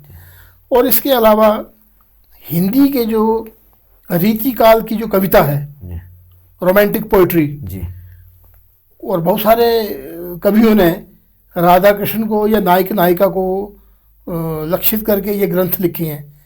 तो नायिका भेद बड़ा पॉपुलर सब्जेक्ट रहा है पेंटिंग का। अलग अलग शैलियों में नायिकाओं के चित्र बने हैं, चाहे वो बुसोली की रसमंजरी है या कांगड़ा की रसिक प्रिया है या गुलेर की भागवत पुराण है। इन सब में आपको श्रृंगार रस जो है वो नजर आएगा। श्रृंगार रस जो है वो पहाड़ी चित्रकला की आत्मा है। अच्छा, काउंटर पार्ट है वो। Painting, Rajput painting is a counterpart of vernacular literature. Okay, ये तो कला का बहुत गहरा संबंध है। जी सर। तो आपका फेवरेट घराना कौन सा है? मतलब गुलेर, बुसोली, कांगड़ा, मैं तो चंबा मंडी, कौन सा पसंद? और पहाड़ी क्यों- शैली क्यों- की क्यों जो अच्छा है? मुख्य क्यों मुख्य मतलब फेवरेट? पहाड़ी शैली की जो मुख्य शैलियाँ हैं, जी जैसे बुसोली है, चंबा है, गुलेर है, कांगड़ा है, मंडी है, मैंने सब में काम किया है। मगर मेरा अगर व्यक्तिगत मुझसे पूछे कि आपका पसंदीदा स्कूल कौन है, जी, तो मैं बुसोली और गुलेर, ये दो स्कूल को मैं बहुत मानता हूँ। क्यों सर? क्योंकि बुसोली शैली की कलम में जो बोल्डनेस है और रंगों में जो जक्सटापोजिशन है, जी लाल पीले हरे डायरेक्ट यूज रंगों का, जी, ब्राइट कलर्स होते हैं। ब्राइट कलर है, जी वो बुसोली के अतिरिक्त कहीं नहीं मिलता। जी और जहाँ तक महीन चित्रांकन का काम है जी और रंगों की जिसको बताएं सॉफ्ट म्यूटेड कलर, बिल्कुल, जी। वो सारी गुलेर में नजर आती है। अच्छा, गुलेर की शैली में जो नायिकाओं का जो अंकन हुआ है ना, जी नारी सौंदर्य का, जी, वो भारत की अन्य किसी शैली में वो चीज़ देखने को नहीं मिलती। इसलिए मैं गुलेर शैली को बहुत अधिमान देता हूँ। अच्छा। तो सर ये जो चंबा की है, इसकी क्या स्पेशलिटी है? मतलब जो चंबा की आप बताएंगे उसमें मतलब क्या है, किस चीज़ से पहचानी जाती है? अब हमें तो, अब हमारे व्यूअर्स को भी पता नहीं होगा, मुझे भी इतना आइडिया नहीं है इस चीज़ का कि मतलब चंबा का क्या स्पेशलिटी है, जैसे आप बसोली की बता रहे हो। देखिए, चंबा के राजा शुरू से ही कला प्रेमी रहे हैं। उसके प्रमाण हमें मिलते हैं भरमौर के या छतराड़ी के जो मंदिर हैं, उनकी मूर्तियाँ, लकड़ी का काम, उससे मालूम पड़ता है कि यहाँ के राजा बहुत कला प्रेमी थे। चंबा शहर तो मंदिरों का शहर है। अलग अलग समय में राजाओं ने मंदिर मूर्तियाँ बनवाई और शिल्पियों को उन्होंने बुलाया। कश्मीर से शिल्पी आए चंबा, उन्होंने मंदिर बनाए। अच्छा। मगर ये पेंटिंग का काम तो 17वीं सेंचुरी से शुरू हुआ। चंबा में चंबा का अपना लोकल स्टाइल भी रहा, जिसमें जो बसोली और कांगड़ा से भिन्न था। मगर 18वीं सेंचुरी में हम देखते हैं कि राजा राज सिंह के समय में गुलेर के कुछ चित्रकारों ने चंबा दरबार में शरण ली और चंबा के राजा राज सिंह ने उनको आश्रय दिया और वो फिर चंबा दरबार के लिए पेंटिंग बनाने लगे। तो चंबा में ये बसोली और लोकल स्टाइल और ये कांगड़ा, इन सब का यहाँ पे चित्र देखने को मिलते हैं। और इन्हीं कलाकारों ने रुमाल के लिए भी चित्रांकन किया, डिजाइन बनाए। और इसी कारण चंबा रुमाल जो है, जिसमें पहाड़ी पेंटिंग या चंबा पेंटिंग का जो प्रभाव दिखाई देता है, उसका कारण यही है कि चंबा में कई तरह के। तो सर चंबा रुमाल में क्या आपका मतलब? चंबा रुमाल एक ऐसा शिल्प है, आपका उसमें योगदान है काफी। हाँ जी। चंबा रुमाल दरअसल ये आर्टिस्ट पेंटर का और जो महिला कशीदाकारी करने वाली जो शिल्पी हैं, उन दोनों का एक ज्वाइंट वेंचर है। अच्छा। बिना आर्टिस्ट के रुमाल नहीं बना सकती लेडीज, और बिना एम्ब्रॉयडरी के चंबा रुमाल नहीं बन सकता। तो दोनों की समान भागीदारी इसमें है। अच्छा। अब रुमाल क्या था कि आर्टिस्ट कपड़े पे ड्राइंग बनाता था काली स्याही से, और वो लेडीज़ जो एम्ब्रॉयडरी करने वाली होती थी महिलाएं, उनको दिशा निर्देश देते थे कि यहाँ कौन कौन सा रंग भरना है। तो चित्रकार के परामर्श से वो लेडीज़ शिल्पी जो थी वो काम करती थी। इस प्रकार से चंबा रुमाल बना। मगर अब धीरे धीरे फिर वो रुमाल के शिल्प में भी गिरावट आती गई। एक तो धागे बाजारू जो थे जो तड़क भड़क वाले वो इस्तेमाल होने लगे, और डिजाइन में भी फिर वो जो पुराने रुमालों में डिजाइन थे वो बनना बंद हो गए। अच्छा। गद्दी गद्दन वगैरह ऐसे बनने लगे जो पुराने रुमालों में कभी नजर नहीं आते। अच्छा। तो फिर उसमें क्या होता था? उसमें पुराने रुमालों में रासमंडल था, शिकार के दृश्य थे, विवाह के दृश्य थे, विष्णु के अवतार बनते थे, देवियों के स्वरूप 10 महाविद्या वगैरह बनते थे। ये कौन सी सेंचुरी की, कौन सी सदी से मतलब शुरू हुआ ये? 18th सेंचुरी में। 18th सेंचुरी में शुरू जी हुआ? जी। अच्छा। तो फिर ये कहीं से अडॉप्टेड था कि चंबा? ना चंबा का इंडिजिनस लोकल था ये। ओके। क्योंकि पहले तो एम्ब्रॉयडरी जो थी वो एक साइड ही होती थी जी। और ज़्यादातर वो उसमें डिजाइन फूल बेल बूटे बनते थे जी। मगर जब 18th सेंचुरी में ये मिनिएचर पेंटिंग का जो दौर चला, जी। इस दौर में फिर चित्रकारों ने लकड़ी पे भी डिजाइनिंग की, जिससे कि वुड कार्विंग का जो कला थी वो निकली। और महिला शिल्पी जो कशीदा वाली थी उन्होंने दो रुखा जो टांका है कढ़ाई का जो है उसको इस्तेमाल करके ये पहाड़ी पेंटिंग की आकृतियाँ बनाना शुरू की। तो एक नई चीज़ बनी। मगर जब ये इसका गिरावट आ गई तो फिर दिल्ली की एक संस्था है दिल्ली क्राफ्ट काउंसिल, उन्होंने बीड़ा उठाया इसके जीर्णोद्धार का, पुनरुद्धार का। तो इसके रिवाइवल के लिए वो चंबा आए और 90 के दशक की बात है। उन्होंने चंबा की बहुत सारी लेडीज़ को इकट्ठा किया और इस प्रोजेक्ट में मेरे को उन्होंने एडवाइज़र बनाया।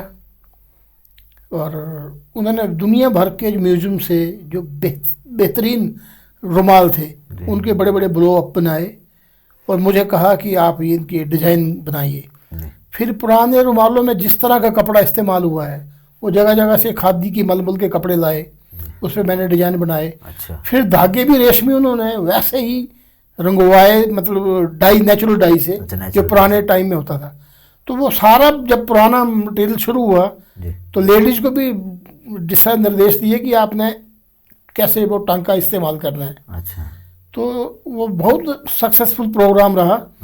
जब वो रुमाल बन गए कोई 50 के करीब, तो उन्होंने उसकी एग्जीबिशन अलग अलग भारत के शहरों में, कलकत्ता में, बेंगलोर में, अच्छा। बॉम्बे में, दिल्ली में लगाई। वो बड़ा सक्सेसफुल रहा। और आज की डेट में ये दिल्ली क्राफ्ट काउंसिल ने एक ट्रेनिंग कम प्रोडक्शन सेंटर चंबा में चला रखा है, जहाँ लेडीज़ जो है वो एक ग्रुप में बैठ के काम करती हैं और वो कोरियर से रुमाल भिजवा देती हैं दिल्ली और उनके खाते में पैसे आ जाते हैं। और बहुत अच्छे उनको उनकी मेहनत का जो पेमेंट मिलती है, इतनी पेमेंट और कोई नहीं देता। अच्छा। तो बहुत सारी लड़कियां जो है वो इस तरह से उस सेंटर में काम कर रही हैं। अच्छा सर, तो आपकी पेंटिंग्स यूएस यूरोप वगैरह में भी गई, मैं इंपोर्ट 15-20 बार हुई? बाहर गया हूँ विदेशों में। जी। और अमेरिका में एग्जीबिशन लगाई थी मैंने। अच्छा, कब की बात कर रहे हैं सर आप? 99 की। 99 की? हाँ जी, हाँ जी। अच्छा। और 99 में? 99 में। अच्छा। उससे पहले लंदन में 1990 में लंदन में गया था। जी। फिर 93 में स्विट्जरलैंड गया। अच्छा। फिर जर्मनी गया मैं, वहाँ भी एग्जीबिशन लगाई। सिंगापुर में तो 3 महीने रुकना पड़ा मेरे को म्यूजियम में, नेशनल म्यूजियम मुझे ऑफ तो सर शर्म आ रही है, हमें पता ही नहीं है। तो मैं वहाँ पे लेक्चर भी देता था। हाइडेलबर्ग यूनिवर्सिटी में मैंने लेक्चर डेमोन्स्ट्रेशन दिया है। विक्टोरिया अल्बर्ट म्यूजियम लंदन में भी मैंने लेक्चर डेमोन्स्ट्रेशन दिया है। क्या बात। तो बहुत जगह मैं विदेशों में गया हूँ और मेरे रिसर्च आर्टिकल, किताबें छपी हैं। अच्छा। अभी इसी साल ये अमेरिका का एक क्लीवलैंड म्यूजियम ऑफ आर्ट है जी, वहाँ जो पहाड़ी पेंटिंग का जो संग्रह है उसमें एडिट की है बुक मैंने वहाँ के डायरेक्टर के साथ। अच्छा। तो वेबसाइट भी है ना सर क्लीवलैंड की? हाँ, क्लीवलैंड म्यूजियम ऑफ आर्ट की वेबसाइट है। हाँ जी, हाँ जी। उसमें बहुत सारी पहाड़ी पेंटिंग है। उस पर अभी किताब ये जनवरी में आएगी, एडिट की है हमने। तो इस तरह से लिखने पढ़ने का और पेंटिंग का साथ साथ ही किताबें तो सर बहुत लिखी है ना आपने? मेरे ख्याल से 1 दर्जन से ज़्यादा किताबें लिखी हैं। तो उनका नाम वगैरह एक शायद लाए भी हैं, दिखा देते हैं हम, दिखाना। मैंने हिंदी में, मेरे जो जर्मन के दोस्त हैं एक जर्मनी के डॉक्टर लुडविग, जी सर, उन्होंने मुझे कहा था कि ये कांगड़ा के जो लोग हैं जी, वो कांगड़ा पेंटिंग के बारे में नहीं जानते क्या है। अच्छा, तो उन्होंने कहा लोकल लोगों के लिए हिंदी में किताब लिखिए। जी। तब मैंने ये किताब हिंदी में लिखी थी। कांगड़ा की चित्र। हाँ, और ये अभी भी इसकी बड़ी डिमांड है। लोग जो स्टूडेंट हैं आर्ट कॉलेज वगैरह के या अदरवाइज जो कला प्रेमी लोग हैं, वो उन्होंने बड़ी अच्छी टिप्पणियाँ की है इस पे, बहुत अच्छे रिव्यू आए हैं इस किताब के। अच्छा। और पिछले अभी मैंने तो ये सर पब्लिश कब की थी? ये है जी 2010 की है। और ये एक मैंने और लिखी थी जी, 5 साल पहले कांगड़ा पेंटिंग पे। जी, ये मेरी लेटेस्ट बुक है, painting in the Kangra valley. Painting in the Kangra valley. Okay. क्योंकि मेरे को कई विदेशियों ने कहा कि भैया आपकी जो हिंदी की किताब है हमें समझ नहीं आती, वो अंग्रेजी में लिखी। तो फिर मैंने ये अंग्रेजी में उसका एडिशन निकाला। अच्छा, ये यही वाली बुक है? मगर इसमें कुछ सप्लीमेंटेड इन्फॉर्मेशन है। ओके। मैंने और भी इसमें थोड़ा ज़्यादा तो लिखा। अगर किसी ने सर ये परचेज करनी हो तो कहाँ से परचेज कर सकते हैं? हमारी संस्था है एक चंबा शिल्प परिषद, जी। जो हमने बनाई है, चंबा के कलाकारों की संस्था है। ये संस्था की तरफ से छपी है किताब। और ये नियोगी बुक्स की तरफ से ये अमेजोन पे अवेलेबल है। ये अवेलेबल है? हाँ जी, हाँ ओके सर, जी। दिखाइए।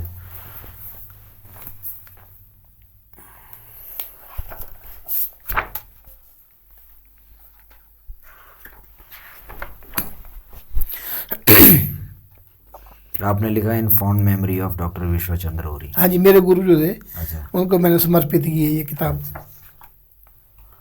तो ये इस तरह की है।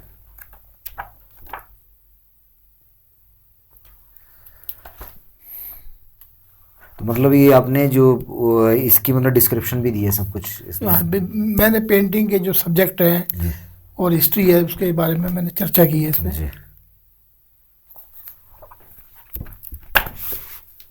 वो एक मिनिएचर पेंटिंग का भी आउटलाइन। हाँ, वो मैं जिन शैलियों में काम करता हूँ दिखाइए। वो उसके मैं कुछ सैंपल लाया हूँ, वो आपको दिखाता हूँ मैं। जैसे ये देखिए, ये छोटे साइज में होती है मिनिएचर पेंटिंग। ये गणेश जी का है। जी, क्या बात है सर। ये मेटेलिक कलर है ना? जी, ये सोने का रंग है। क्या बात है, ये तो सर ऐसे लग रहा है जैसे सही में रियलिटी में जैसे हम देख रहे हैं ना, ऐसे लग नहीं रही पेंटिंग ये देखिए, ये गीत गोविंद एक पोइट्री है 12वीं शताब्दी की, जी, जयदेव की, जी, उस पर ये आधारित है। इसमें आप देखेंगे कि राधा कृष्ण के मुकुट में जी। जो हरा चमक रहा है ना, ये रंग नहीं है, क्या चीज़ है सर? ये एक इंसेक्ट होते हैं जिसको चंबा में हम बोलते हैं भूंड। हाँ जी, हाँ जी, बिल्कुल। उसके पंख काट के चिपकाए हैं इसमें। ये क्या बात कर छोटे रहे हो छोटे। सर? मतलब उसको कटिंग की है हाँ जी, उसमें, हाँ जी, है हाँ ना? जी। क्या बात है। मतलब जैसा उस टाइम पहले होता था उसी तरह को आप फॉलो कर रहे हैं अभी? हाँ जी, हाँ जी। ये रागमाला ये पेंटिंग बनाया है है। किस पे सर? ये हैंडमेड पेपर है जी। अच्छा, हैंडमेड पेपर है। हाँ, अभी भी वो राजस्थान में मैन्युफैक्चर होता है।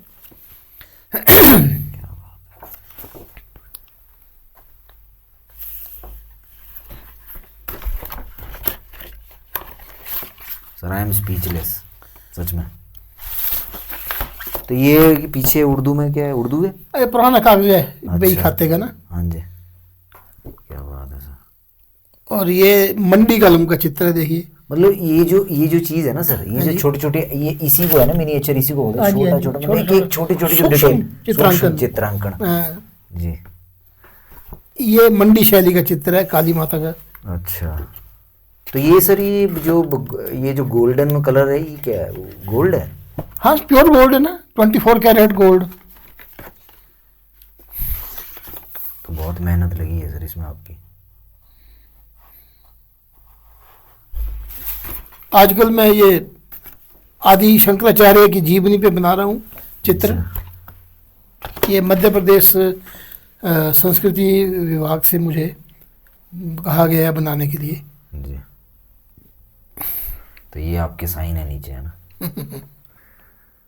बहुत अच्छा सा। अच्छा, इस पे आप बना रही हैं क्या बता रहे थे इसका? ये आदि शंकराचार्य के जीवनी पे जी। 50 चित्र बना रहा हूँ आजकल। अच्छा, मध्य प्रदेश अगर का। ऑन एवरेज देखा जाए एक पेंटिंग बनाते हैं कितना टाइम लगता है आपके लिए? जैसे ये डिपेंड करता है उसमें कितनी फिगर्स हैं, कितना काम है। मतलब एकदम सुकून से आराम से बनाते हैं आप एकदम? मतलब जल्दबाजी कोई नहीं होती? हफ्ता 10 दिन में। हफ्ता 10 दिन? छोटा चित्र है जिसमें 2 फिगर हैं, जी वो तो 10 दिन में बन जाता है। जी। और कई पेंटिंग ऐसी है जिसमें 1.5 महीना लग जाता है, ग्रुप अच्छा। में जिसमें ज़्यादा फिगर है। अच्छा कृष्ण गोपियों के साथ होली खेल रहे जी। हैं, तो होली में बहुत सारी आकृतियाँ होती हैं। जी या कोई ऐसा दृश्य जिसमें युद्ध का दृश्य है, जी जिसमें जैसे रामायण में जी राक्षस और बंदर सेना क्या लड़ाई हो रही है, तो बड़ा टाइम लगता है उसमें। जी। हम्म। तो मतलब अगर किसी ने परचेज भी करनी हो, कुछ ऑर्डर भी देना हो आपको, तो मतलब चलो कोई नहीं, मैं आपका डाल दूँगा कॉन्टैक्ट अगर जो आपसे खरीदना। हाँ, इसका इन्फ्लुएंस काफ़ी लोग होंगे, देखेंगे जिनको पसंद आएगी, क्योंकि बहुत सही चीज़ है, एकदम यूनिक चीज़ है सर। जी। तो सर आप ना RTI एक्टिविस्ट भी हैं, तो मतलब आपने जो आपने RTI वगैरह जो भी किया आपने, उसमें आपको क्या इन्फॉर्मेशन वगैरह मतलब कुछ शेयर करना चाहें तो आपको ज़रूर सर, प्लीज़। देखिए, भारत सरकार ने जी RTI कानून बनाया, जी और उसका बनाने का पर्पज ये था कि ट्रांसपेरेंसी बनी रहे और करप्शन जो है वो इरेडिकेट हो। जी मगर कई ऐसे काम होते हैं समाज में, जी लोग चुप रहते हैं, बर्दाश्त करते हैं, प्रतिक्रिया नहीं करते। जी मगर मैं शुरू से ही विद्रोही स्वभाव का रहा हूँ। जो बात गलत है तो मैं उस पर तुरंत प्रतिक्रिया करता हूँ। जी जी मैं कुछ एग्जांपल दूंगा। चंबा का जो ये अखंड चंडी पैलेस है, जी। जिसमें पहले कॉलेज चलता था। हाँ जी बिल्कुल। अब चंबा में मेडिकल कॉलेज का निर्माण शुरू हुआ जब सुरोल में, हाँ जी तो इनको टेम्परेरी काम चलाऊ व्यवस्था के लिए जी ये अखंड चंडी दिया जी। कि भाई इस परिसर में आप अपना फिलहाल काम चलाएं, मेक शिफ्ट अरेंजमेंट करिए ओके। जिसमें ये आपका चले। जी मगर एक ऐसा प्रिंसिपल यहाँ आया, जी उसने दरबार हॉल की ऐसी तैसी कर दी, पुराने दरवाजे नक्काशीदार तोड़ दिए और RCC के बिल्डिंगें खड़ी कर दी अंदर। मतलब उस भवन को बहुत नुकसान पहुंचाया। अच्छा।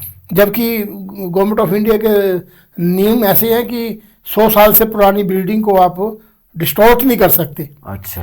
और जब ये पक्का है कि ये यहाँ कॉलेज नहीं रहेगा, ये टेम्परेरी व्यवस्था है, जी जी तो इतना भारी भरकम बजट खर्च कर दिया और उसका स्वरूप बिगाड़ दिया, जी तो ये एक गलत बात थी। फिर जो प्रिंसिपल था उसने क्या किया कि 5 नंबर चौगान के बीचों बीच वो लगा दिए, पौधे लगा दिए कई किस्म के। अच्छा। यहाँ लोग मरीजों के तीमारदार जो बैठते धूप सेकते थे, जी जी वहाँ पे पौधे लगा दिए उसने।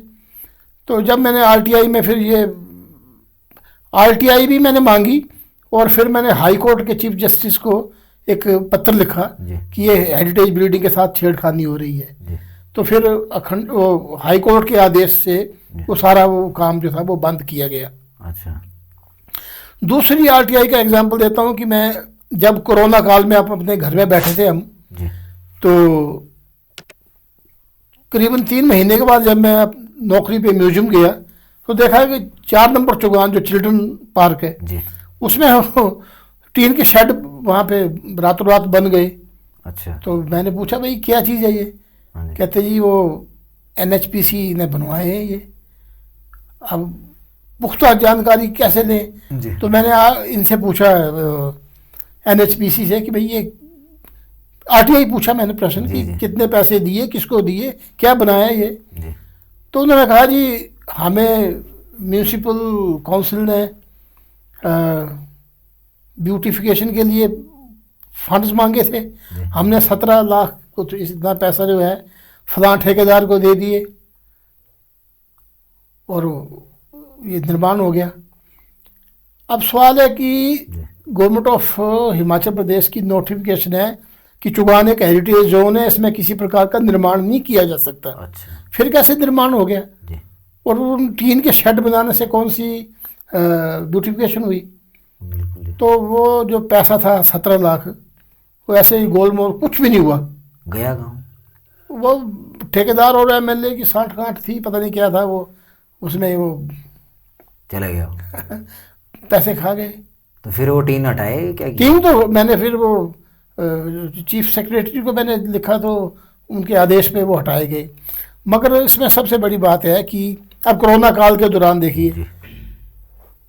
मैंने एक आरटीआई डाली जिला प्रशासन से कि कोरोना काल के दौरान हिमाचल सरकार की ओर से चंबा जिला के लिए क्या सहायता की गई। जी। मेरे को जवाब आया डीसी ऑफिस से, जो डिस्ट्रिक्ट डिजास्टर मैनेजमेंट क्या है वो अथॉरिटी। जी।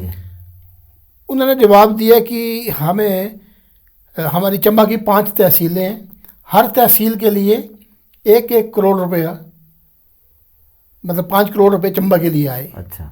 फिर मैंने दूसरी आरटीआई डाली कि चंबा में जो 1 करोड़ आया उससे क्या किया, क्या खरीदा या क्या। तो 128 पन्नों का जवाब आया मेरे को, 128 पन्नों का जवाब कि हमने ये केमिकल खरीदे, दस्ताने खरीदे, ये खरीदा, वो खरीदा, फलाना ढिमका खरीदा। हाँ जी। ठीक है। उसमें चौंकाने वाली जो खबरें थी, जानकारी, सूचना थी कि ये जो होता है ना एक टेम्परेचर स्कैनर जो होता है वो, जी वो टेम्परेचर नापने वाला, जी। बमुश्किल वो 1500 रुपए की आइटम है। इतने का इससे कम नहीं है। जी। वो 75 खरीदे गए, 75 खरीदे गए 10,500 की दर से एक। क्या बात कर रहे हो सर? जी, 10,500 एक स्कैनर जो है वो टेम्परेचर स्कैनर 75 खरीदे गए 10,000 के हिसाब से। हाँ जी हाँ। फिर खरीदे भी कहाँ से, चंबा से 100 आप जाते हैं तो रास्ते में एक जगह है पुलियूर, उसमें छोटा सा खोखा बना हुआ है दवाई, अब तो वो भी बंद है। अच्छा। नेशनल मेडिकल स्टोर की ऐसा कुछ नाम था, मतलब वो फर्जी बड़ा था सारा। वो कोई आदमी छोटी सी दुकान करता बेचारा, पता नहीं कौन था, उसके नाम पे जाली बिल वगैरह बन गए ऐसे। ये तो फिर एक्शन नहीं लिए, क्या किया? सुनिए ना, हाँ जी।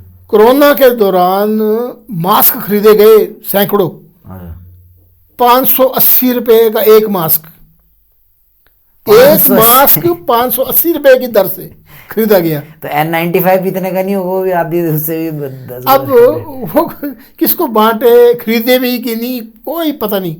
मैंने सारी जानकारी जो थी कामरेड राकेश सिंह को दी, वो विधायक थे उस समय जी। मैंने कहा ये इस तरह की गड़बड़ ज़्यादा है, ये देखिए क्या है। उन्होंने विधानसभा के पटल पे ये मुद्दा उठाया कि ये इस तरह से ये धांधली हुई है, कोरोना काल के दौरान सरकारी पैसे को किस तरह बर्बाद किया गया। आज तक उनके विधानसभा में दिए गए वक्तव्य पे कोई कार्रवाई नहीं हुई। पूछने वाला कोई पूछने वाला नहीं, किसने खरीदे, कहाँ से खरीदे, किसको बांटे आगे, कोई पूछने वाला नहीं। और ये एक घोटाला है, बहुत बड़ा घोटाला है। हाँ, मगर नहीं वो करते। अब चंबा में मेला होता है मिंजर का। हाँ जी। मिंजर मेले में क्या हुआ कि वो एक चौगान नंबर 1 में वो चाट पापड़ी के स्टॉल लगे 10।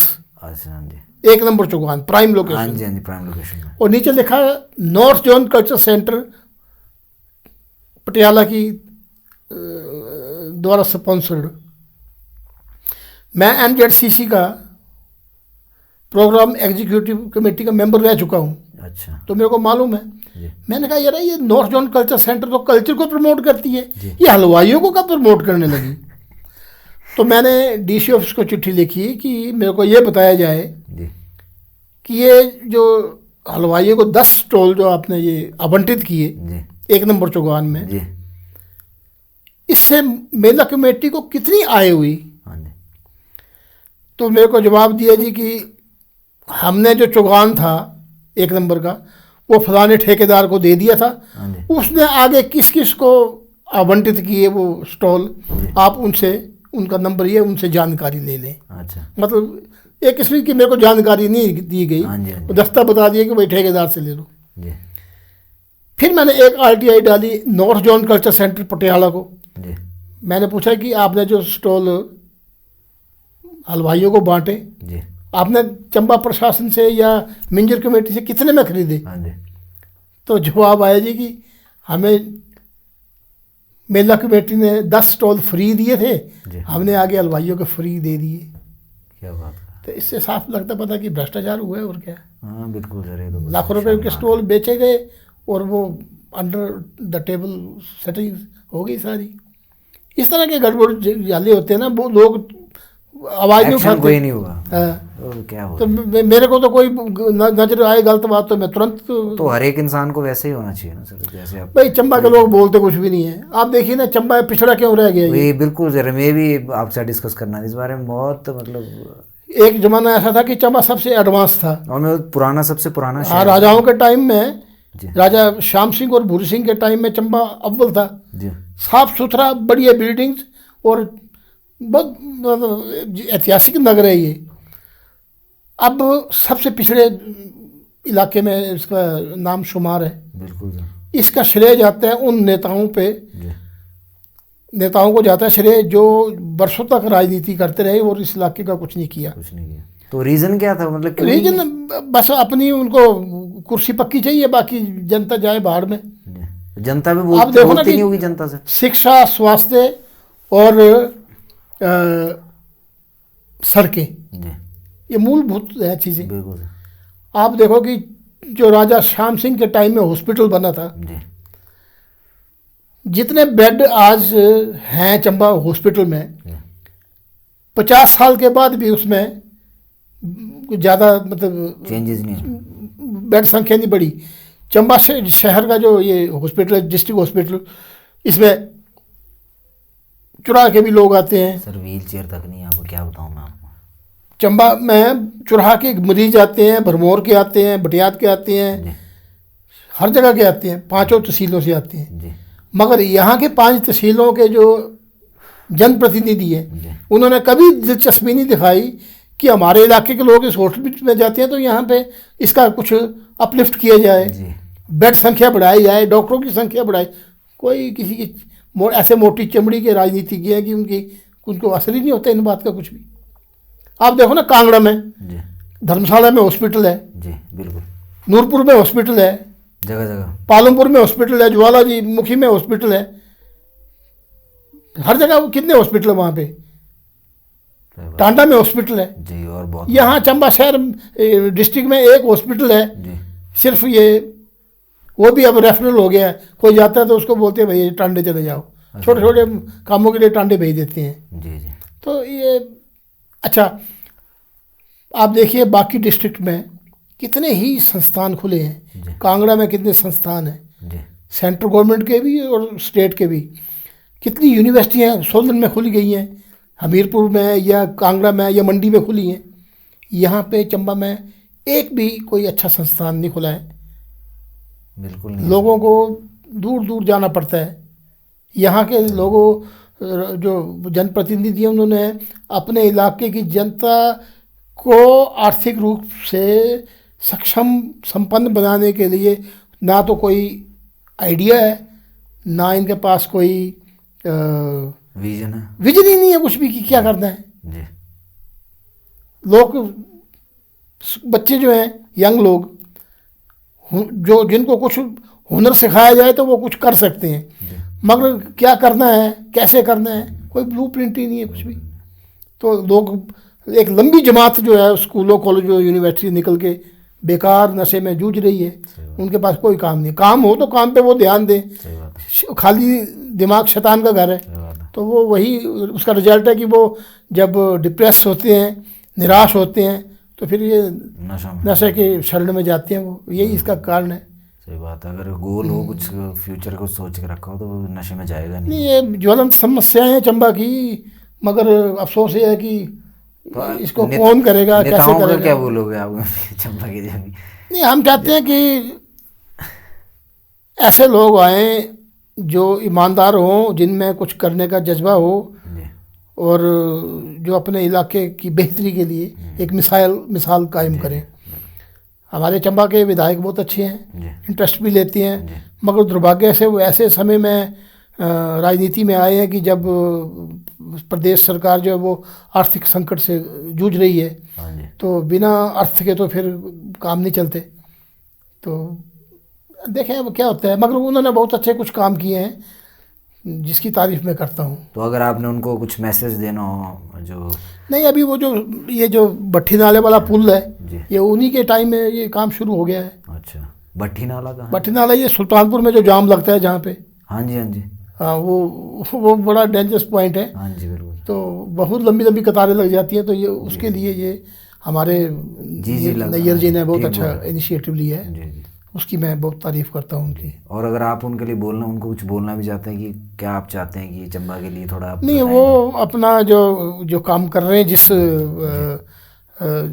नीयत से और जिस दमखम से वो कर रहे हैं, जी।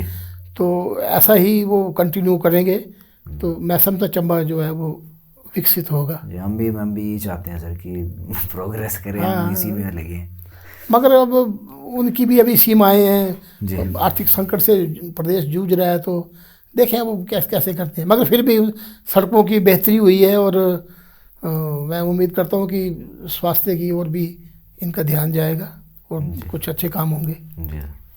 अब म्यूज़ियम की आपने टिकट के ऊपर एक बोला था कि 20 रुपये से 50 रुपये कर देंगे इस पर आपने काफ़ी वो बोला था, उसके बारे में बताइए सर, उस इंसिडेंट के बारे में। ऐसा है ना कि ये जो म्यूज़ियम जो होते हैं ना, जी। ये एक शैक्षिक संस्थान है। मतलब यहाँ सीखने को मिलता हाँ, सीखने को मिलता है यहाँ जी। पे। आप हैरान होंगे कि बहुत साल तक तो यहाँ टिकट नहीं थी, अच्छा। क्योंकि राजा भूरी सिंह ने अपनी कलेक्शन म्यूजियम को दी थी। जी। तो ये राजा का प्राइवेट म्यूजियम था। जी। बाद में गवर्नमेंट ने एक्वायर कर लिया, तब भी कई साल तक इसमें कोई टिकट वगैरह नहीं होती थी। अच्छा। फिर 10 रुपये की टिकट लगा दी उन्होंने, क्योंकि कई फालतू आदमी आ जाते थे, अक्सर चलते रहते थे, हाँ जी, हाँ जी। उनसे ज़रा दूर करने के लिए 10 रुपये की टिकट रखी थी। अब नेशनल म्यूजियम की टिकट है 20 रुपये की। अच्छा। एक महीने में जितने लोग नेशनल म्यूजियम आते हैं जी। और उनसे जो टिकट का जो पैसा है, उससे उनके एयर कंडीशनिंग का भी बिल पूरा नहीं हो सकता। अच्छा। ये बिजली का इतना बिल आता जी, है, बिल्कुल। गैलरी की लाइटें हैं या एयर कंडीशन है, वो बिल भी उन पैसों से पूरा नहीं हो सकता। मगर भी फिर भी उन्होंने मिनिमम इसलिए रखा कि लोग आए देखें। अगर हम अपनी संस्कृति को दिखाना चाहते हैं लोगों को, जी। छात्रों में या कला प्रेमियों में हम अपनी चीज़ें दिखाना चाहते हैं, जी। तो हमें चाहिए कि एक ऐसा शुल्क रखें जो सब आसानी से दे सकें। जब नेशनल म्यूजियम 20 रुपये की टिकट हाँ जी। लगाई है, तो 50 रुपये तो फिर हाँ, बहुत ज़्यादा है। जी, बिल्कुल। तो वो इसलिए लगाना पड़ रहा है कि इन्होंने शायद कोई ज़्यादा लोगों की भर्ती कर ली है, जिनका वेतन देने के लिए उन्होंने ऐसा किया है। मगर मेरा ये मानना है कि ये टिकट जो है वो कम रेट पे होनी चाहिए, जो किसी को ज़्यादा अखरे ना।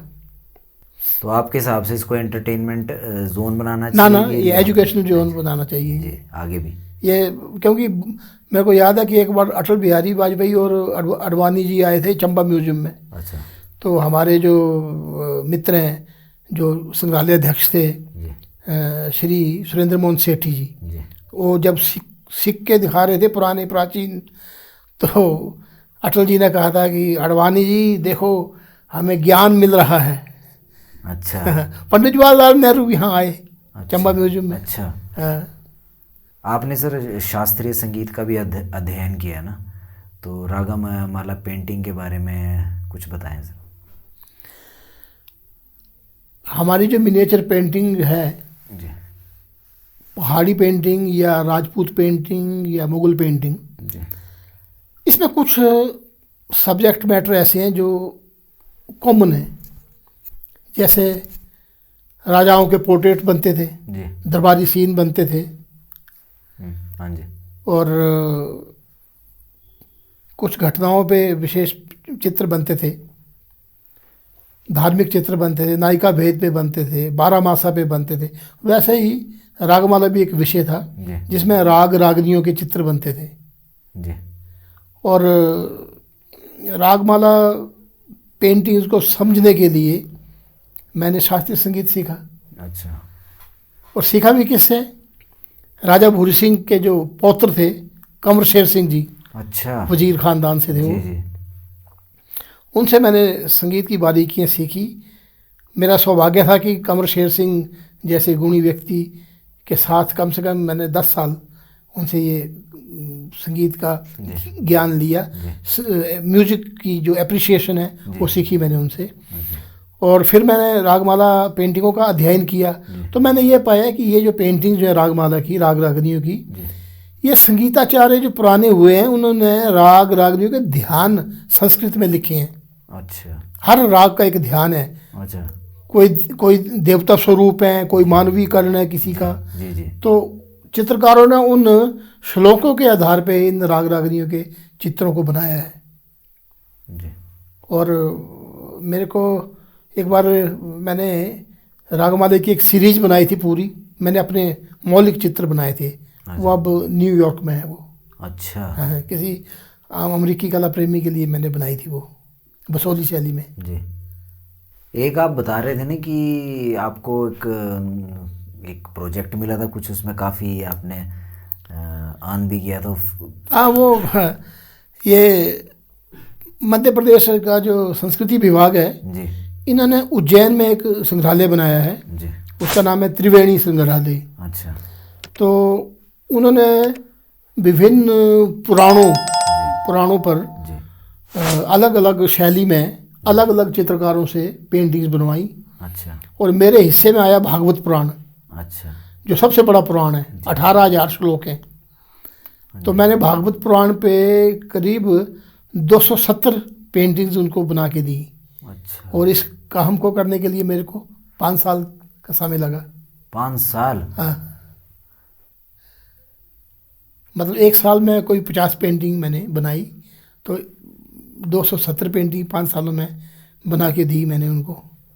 और वो अगर आप बताना चाहें कि कितना आया कितनी अर्निंग हुई आपको? नहीं, चलो कोई बात नहीं, ठीक है। मतलब इसमें तो फिर उसके सिवाय आपने कोई काम नहीं किया और है ना, वही किया उस टाइम में, मतलब मैं पेंटिंग्स अपने का? शिष्यों के साथ मैंने काम किया ना। अच्छा। रंग वगैरह भरने का या पेड़ पौधे वो छोटा मोटा करते जी, थे। जी। मेन जो आकृतियाँ थी वो मैंने बनाई। अच्छा, बहुत बढ़िया सर, बहुत बड़ी बात है। क्योंकि मैं ये मानता हूँ कि ये जो पेंटिंग की जो कला है मेरे लिए एक किस्म की ये पूजा है। जी देवी देवताओं के चित्र बनाते हैं हम, बजाय राम राम जपने के जी। जी हम रामचंद्र के जब ब्रश स्ट्रोक लगा रहे हैं। जी। इससे बढ़िया क्या पूजा हो सकती है। अच्छा, उससे जो स्टूडेंट्स हैं आपके, जो सिर्फ फेम के लिए आते हैं या फिर, तो उनके बारे में क्या बोलोगे आप? भाई ऐसा है कैसे कि लेते हैं? आज का जो ये युग है, जी। हर आदमी जो है ओवरनाइट सक्सेस चाहता है। जी। मगर सक्सेस जो शब्द है ना, ये डिक्शनरी में जी। वर्क से पहले आता है। हाँ डब्ल्यू जो है वो बाद में आता है। जी। हाँ जी। एस पहले आता एस है। पहले आता है। मगर हकीकत में जी सक्सेस जो है वो वर्क के बाद ही आती है। जी, बिल्कुल बिल्कुल। तो ये आदमी को तपस्या करनी पड़ती है, तपना पड़ता है साधना में, जी तब फिर जो है चित्रकार पुख्ता होके निकलता है। और चित्रकार के लिए नहीं, कोई भी कला है, चाहे साहित्य है, संगीत है, चित्रकला है, मूर्तिकला है, बगैर मेहनत के, रियाज के, अभ्यास के ये संभव नहीं है। ओवरनाइट नहीं। जी। अब आपने देखा होगा कि आजकल टीवी वगैरह में जो रियलिटी शो आते हैं गाने के, जी जी। छोटे छोटे बच्चे भी कितना अच्छा गाते गाते हैं। हैं। मगर तालीम जो है वो लेना बहुत ज़रूरी है। जी जी। संगीत में शास्त्रीय संगीत की तालीम के बिना, मैंने कई लोग देखे हैं स्टेज पे चढ़ जाते हैं, संगीत का ABC का पता सही नहीं, बात है, सुर का भी और वो बस वो उटपटांग ड्रेस पहन के रात को गाना गा रहे हैं, काली चश्मा धूप का पहन के। तो उनसे गालिब का एक शेर है ना, जी। हमको उनसे वफा की है उम्मीद, हाँ जी। जो नहीं जानते वफा क्या है। पता ही नहीं है। सही बात है सर, बिल्कुल। तो सर, शिल्पा परिषद से जो जिन्होंने तालीम मतलब सीखी है, उनके मतलब आप उनका फ्यूचर कैसा देखते हैं आप? देखिए, मैं बच्चों को पेंटिंग सिखाता हूँ।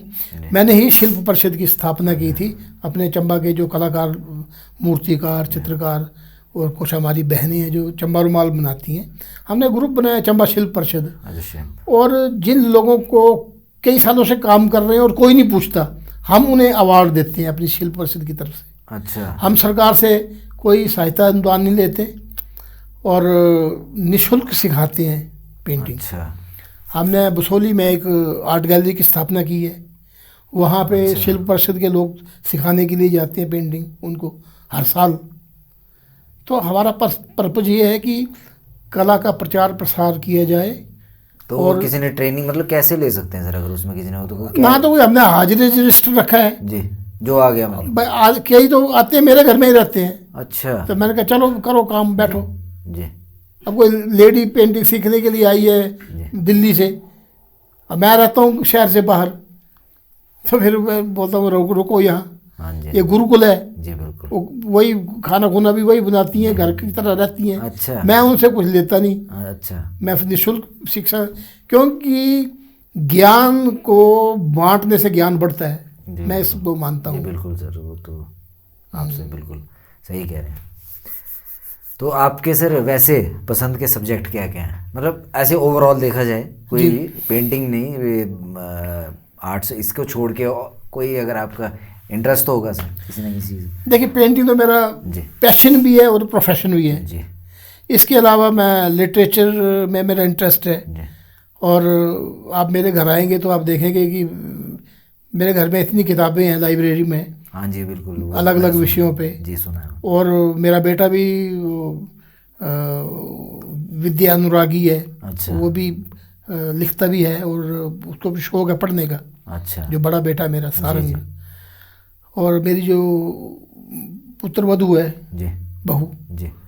वो भी बड़ौदा में MS यूनिवर्सिटी में पढ़ा रही है। अच्छा।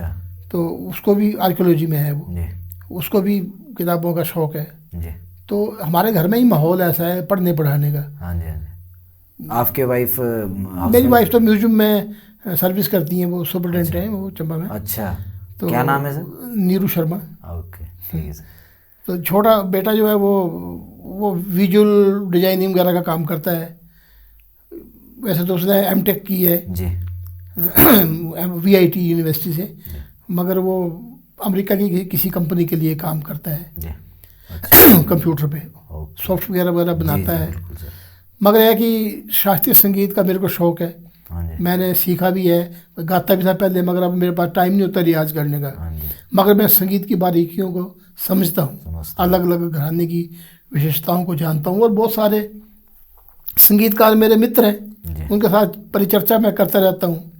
अभी मैं सितंबर महीने में ग्वालियर गया था, जी। वहाँ पे एक संगीत का समारोह था, जी। तो 2 दिन में वहाँ लगातार वो उनकी बैठ के अटेंड करता रहा मैं। अच्छा। तो मैं चंबा में अपनी संस्था की तरफ से शिल्प परिषद की ओर से अच्छा, शिल्प परिषद हम हर साल वो करते थे अच्छा। वार्षिक संगीत सम्मेलन। अच्छा। मगर ये कोरोना के बाद वो फिर बंद हो गया, कोरोना की वजह से कई चीज़ें डिस्टर्ब हो गई। चलिए कीजिए सर दोबारा से। रिवाइव करेंगे उसको। जी। तो मेरा साहित्य में, संगीत में और चित्रकला इन चीज़ों में है।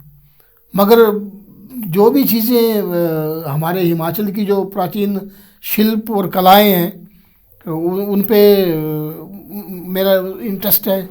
या वुड कार्विंग है, चंबा रुमाल है, इन पे मैंने लिखा भी है। आप हैरान होंगे कि स्विट्ज़रलैंड म्यूजियम के जो डायरेक्टर हैं एवरार्ड फिशर, उनके साथ मिलके हमने देवी कोठी पे एक किताब लिखी है। अच्छा। देवी कोठी मंदिर जो है तो पब्लिश होगी? पब्लिश है, वो अमेजोन पे 8,000 रुपये की वो मिलती है। अच्छा। नाम क्या है सर? टेम्पल ऑफ देवी कोठी। टेम्पल ऑफ देवी कोठी। हाँ। अच्छा। और उसको बड़ी अप्रिशिएट किया गया है कला जगत में, उस किताब को। अच्छा। तो इस हमें तरह देखिए के पता ही नहीं। जो काम है ना हम करते रहते हैं। जो मैं उम्मीद तो मेरी यही है सर कि अब देखने के बाद लोगों को काफ़ी चीज़ पता चलेगी इसके आपके बारे में कि आप किस तरह से काम कर रहे हैं। नहीं, कई बार मैं भी फील करता हूँ कि इतनी चीज़ों में जो शौक़ मैंने पाले हैं, संगीत में या साहित्य में या अलग अलग कला की विधाओं में, तो ज़िंदगी ये बड़ी छोटी लगती है कि सही कह रहे हैं सर, सब चीज़ों को ठीक बोल रहे हैं अनुभव करने के लिए ये तो मेरा भी एक्सपीरियंस है सर, छोटा ही नाकाफी है ये। सच में कि मतलब जितना ज़्यादा इंसान एक्सप्लोर करता है तो उसके बाद लगता है टाइम का भी पता नहीं चलता है। अब देखिए ना, दिन का पता नहीं मैं चलता। छोटा बच्चा था तब से पेंटिंग कर रहा जी। हूँ, 50 साल से ज़्यादा हो गए पेंटिंग करते हुए, पता नहीं चला कि बाल कब सिर से गायब हो गए बिल्कुल या सफ़ेद हो गए। बिल्कुल। अपने रंगों के सिवाय, रंगों की दुनिया के सिवाय गए नहीं कहीं, हाँ कोई खेल नहीं खेली जिंदगी में। अच्छा। बस बुरश पकड़ा तो बुरश पकड़ ही रखा, फिर मैंने हाँ जी। उंगलियों में निशान पड़ गए हैं बुरश के। हाँ, एकदम रोज 8-8 घंटे की, 6-6 घंटे की सिटिंग। हाँ बिल्कुल सर। आप हैरान होंगे कि हर साल दीपावली वाले दिन मैं लक्ष्मी का चित्र बनाता हूँ, छोटा सा जी लक्ष्मी का, जी। वो फिर शाम को मैं पूजा में रखता हूँ। 6-7 घंटे की एक सिटिंग में बनाना पड़ता है वो, हर साल। और मेरे पास कम से कम 25-30 लक्ष्मी माता के चित्र इकट्ठे हो गए हर साल। बहुत बढ़िया सर, ग्रेट सर। तो अभी लक्ष्मी उनकी बात की ना आपने, तो आपकी फेवरेट पेंटिंग ऐसी है, कोई है स्पेशली स्पेसिफिक जो मतलब आपको एक प्रेयर की तरह लगती है आपके लिए, एक कोई ऐसी पेंटिंग? एक नहीं बोल सकता मैं, कई पेंटिंग है जो मेरे को लगता है कि बहुत बढ़िया है। और आप चाहते भी नहीं है कि उसको मैं दूँ किसी को? मैं नहीं देता मैं। अच्छा। मैंने घर में लगा के रखी है। हाँ जी। एक देवी का चित्र है, जी मेरे को बड़ा प्यारा है। जी। देवी जो है वो एक रथ पे बैठी है जी। जिसको 2 शेर खींच रहे हैं। अच्छा। वो सोली शैली की पेंटिंग मेरे को बड़ी पसंद है, मैंने वो अपने घर में लगा रखी है। जी। और अभी मैंने कुछ साल पहले एक पेंटिंग बनाई थी, सीता की अग्नि परीक्षा, वो भी लोगों ने बड़ी पसंद की कि राम लक्ष्मण एक तरफ खड़े हैं, जी। बीच में सीता जी अग्नि में बैठी हैं और सीता के पीछे अग्निदेव खड़े हैं, जी। जो सीता की पवित्रता को बता रहे हैं। जी। वो मेरे को बड़ी अच्छी लगती है पेंटिंग, सीता का जो अग्नि परीक्षा का चित्र है। जी। तो सर बहुत बहुत धन्यवाद, आप यहाँ पे हमारे पास आए सर, बहुत अच्छा लगा आपसे बात करके। मतलब एक बहुत ही सिंपल इंसान है और बहुत ज़्यादा नॉलेज रखते हैं और हमारे डिस्ट्रिक्ट को बहुत आगे लेके जा रहे हैं सर। तो सर आगे भी यही उम्मीद करते हैं कि आप सर और बहुत सारा सर नाम भी कमाएं, तो यही सर मेरी वो है। और thank you sir so much. मैं भी आपका बड़ा धन्यवादी हूँ कि आपने अपने पॉडकास्ट में बुलाया, और उम्मीद करता हूँ कि जल्द निकट भविष्य में नए मुद्दों के साथ नई परिचर्चा करेंगे। जी सर बिल्कुल सर, बहुत इंटरेस्टिंग रहा, बहुत मज़ा आया sir. Thank you so much. Thank you very much. Thank you sir, thank you. चलिए सी यू गाइस, मिलते हैं नेक्स्ट पॉडकास्ट में नेक्स्ट गेस्ट के साथ और नेक्स्ट फील्ड में।